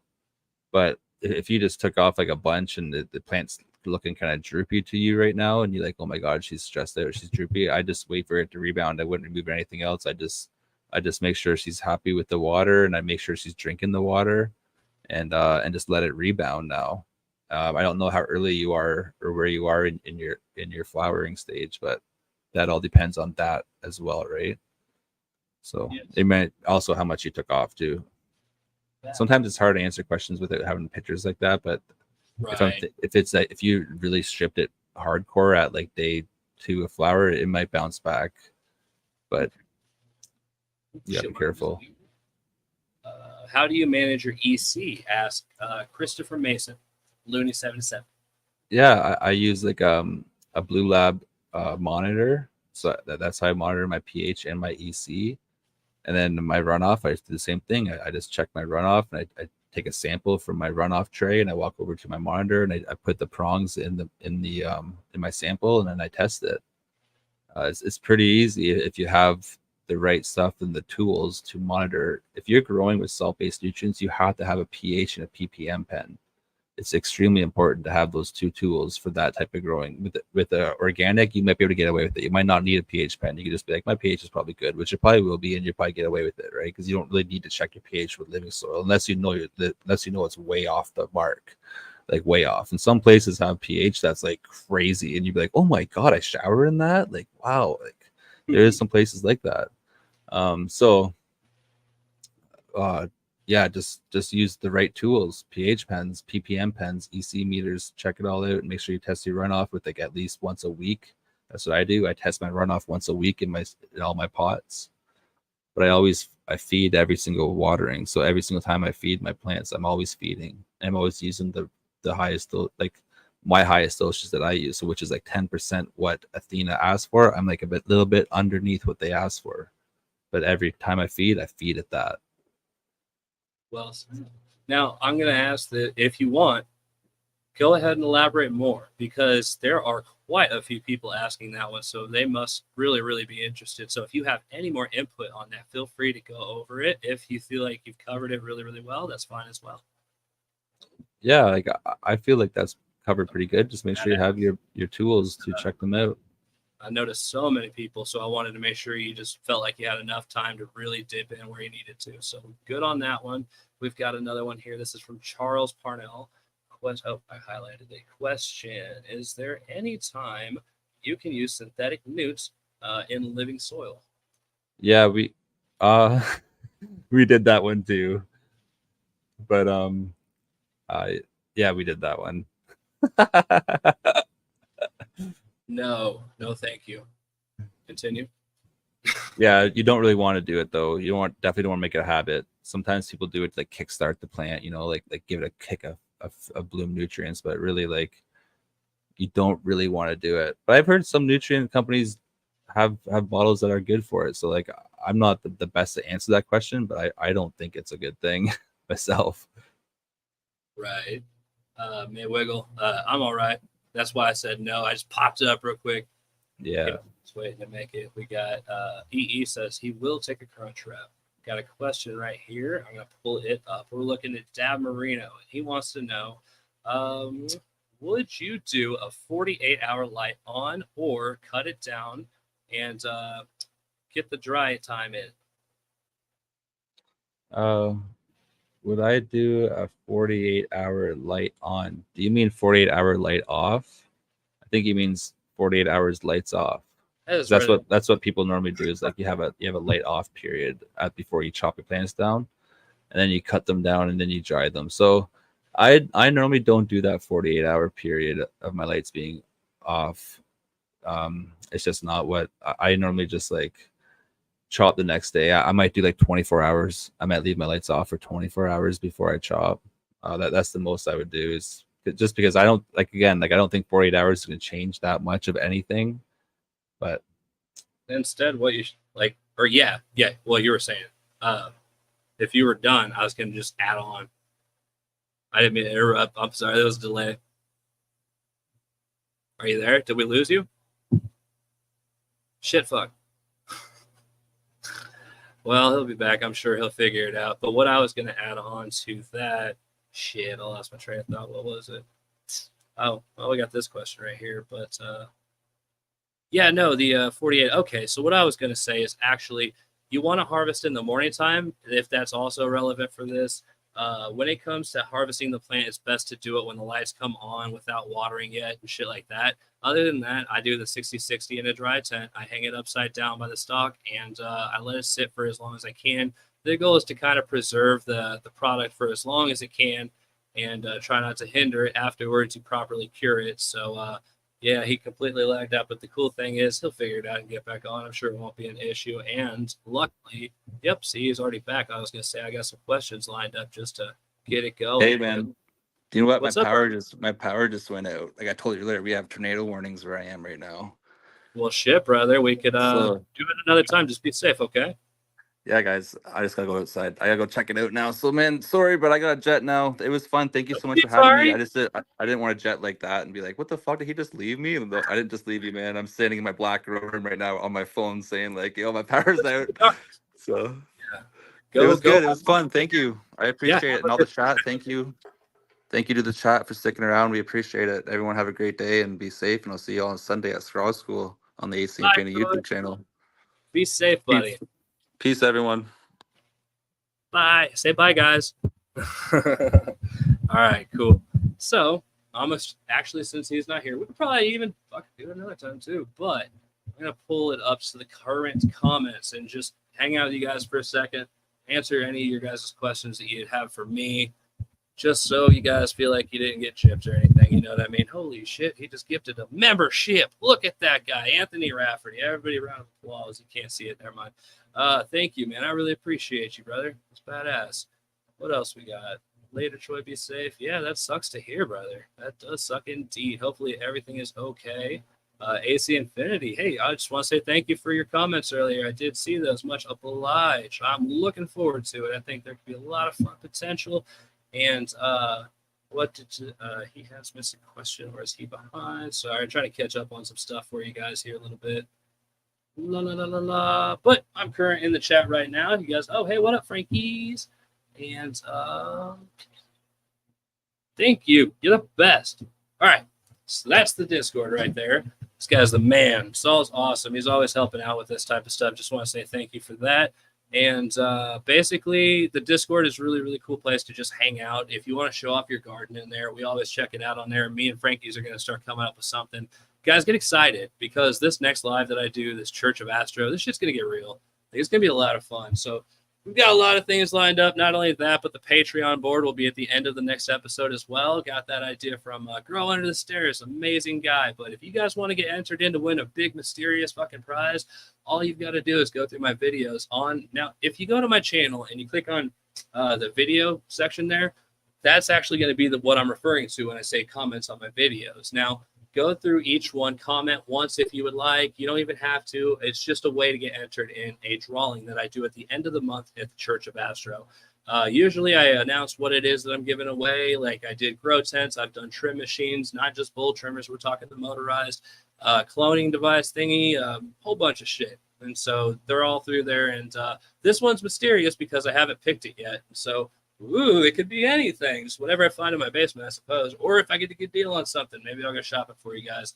Oh, fuck, that was today. You get the point. You get the concept. It's a good time. And we just have fun. I got the Blessinator. Old Blessy, yeah? And with that, I bless people. And if you want to see some of that, be sure to check out the new video that's going to come out on the 29th. I do believe it should be one of my best, if not. So that's going to be fun. That's from the DGC, the Deuce Grow Show Cup. Been doing a lot of work on that one. But I did bless a lot of people who seemed to need it. So I was out there cleansing motherfuckers in Colorado. And I did all that in the Scotty Reels fucking... Dude, his office thing is so cool, man. This blows my mind with damn water. He's got like fucking all sorts of cool shit. The lights are rigged up. He's got rail systems. Dude's professional. Anyway, that's what we all aspire to be one day in this content creation game. So that was really cool to see firsthand. But if you guys want to see it as well, the 29th of this month, that episode comes out. I'm really excited about it. So be sure to set the notifications on for that. What's your favorite part of growing process? That's asked by 8 Corpses in the house. What up, my guy? My favorite part of the growing process, I would say, is flower, because I have to do a lot less. Like when it's in flower, it's really just kind of like get out of their way and just watch them get fucking awesome. And that's what I like to do. That's one of the joys of it, man. I really do. And a lot of people, I see someone earlier and said they listened to your music and it was so cool to see you in here too. And so if you guys don't know, that's 8 Corpses. He's one of my fucking best friends, a great guy. He makes awesome music. If you like some of the music at the beginning, I have a lot of it, but I didn't want to spam it, you know what I mean? But go check it out. He's awesome. Appreciate all the help. The reason I shot him out like this is because when it came to excelling in this content creation thing, using Adobe and all that was actually pushed by him. And I was like, you know what, fuck it. I'm actually going to do it. And I'm so glad I did. I took the leap, and now I'm able to make the videos that I do today because I had him helping me. That was the craziest thing of it, man. So who else do we got? What else do we got? Thanks, Astro. No, thank you guys. I mean, yeah, we're going to wrap her up here, though. But I just want to read the comments for a minute, make sure, I shout everybody out. Got Jim Adams. We've got, who else do we have in here? Mrs. Despicable Dabs. Oh, fuck yes. They are awesome people. And Mr. Despicable Dabs, I don't see him yet on here. I'm assuming he's in here. That dude's awesome. He is contributed so much to the channel. We got Wheezin' the Juice, Levels Grow Room in here. He's a content creator. We got Soki, Enhanced Grow Culture, Traptor X. Who else do we got? Young Jester. Awesome. Always great to see you in here, brother. If you guys want to shout it out, just make sure you comment. No, if I can pronounce your name, I'm going to do it. I'm going to tell you right now. We got Nook in here. Sometimes I just get lazy in the last one. Happy Father. Oh, shit. Oh, yeah. Father's Day is coming up, isn't it? God damn. All right. Yeah, that's coming up. Happy Father's Day to you too, brother. I see you're holding a kid in the picture. Congrats, man. Thank you for the reminder. Hell yeah. Let's see here. Shawnee Mac. We got the Mechanical Fool. What up, Despicable Dabs? There's my dude right there. That's the fucking coolest motherfucker right there. Stony Grows in the house since the beginning. He has been with us and to the end, I'm sure, because that dude is legit. Christopher, we shouted you out. You're the man, dude. Always from Casey Lee. What is up, Casey? Thank you for all the support lately. Very much appreciated. We've got Twist T in here. Astro chilling with the fam, chilling with the man. Oh, fuck you, the man, dude. Thank you so much. Who else? We got Brian. What's up? Ames High Cannabis is in the house. What is up, buddy? Scott K. Hey, welcome to it, brother. No, I didn't tag you. Okay, it's moving. There it is, Scott K. There you are, brother. Who else do we have? Salt Onion, Frankie's, Julian. Fuck yes, guys. All right, you guys. Have a good day. And is it day? I don't even know. No, it's fucking nighttime. Holy shit, 6:30. I'll see y'all later. Bye. Thank you for tuning in, and thank you for all the support. Love you fuckers. Bye-bye.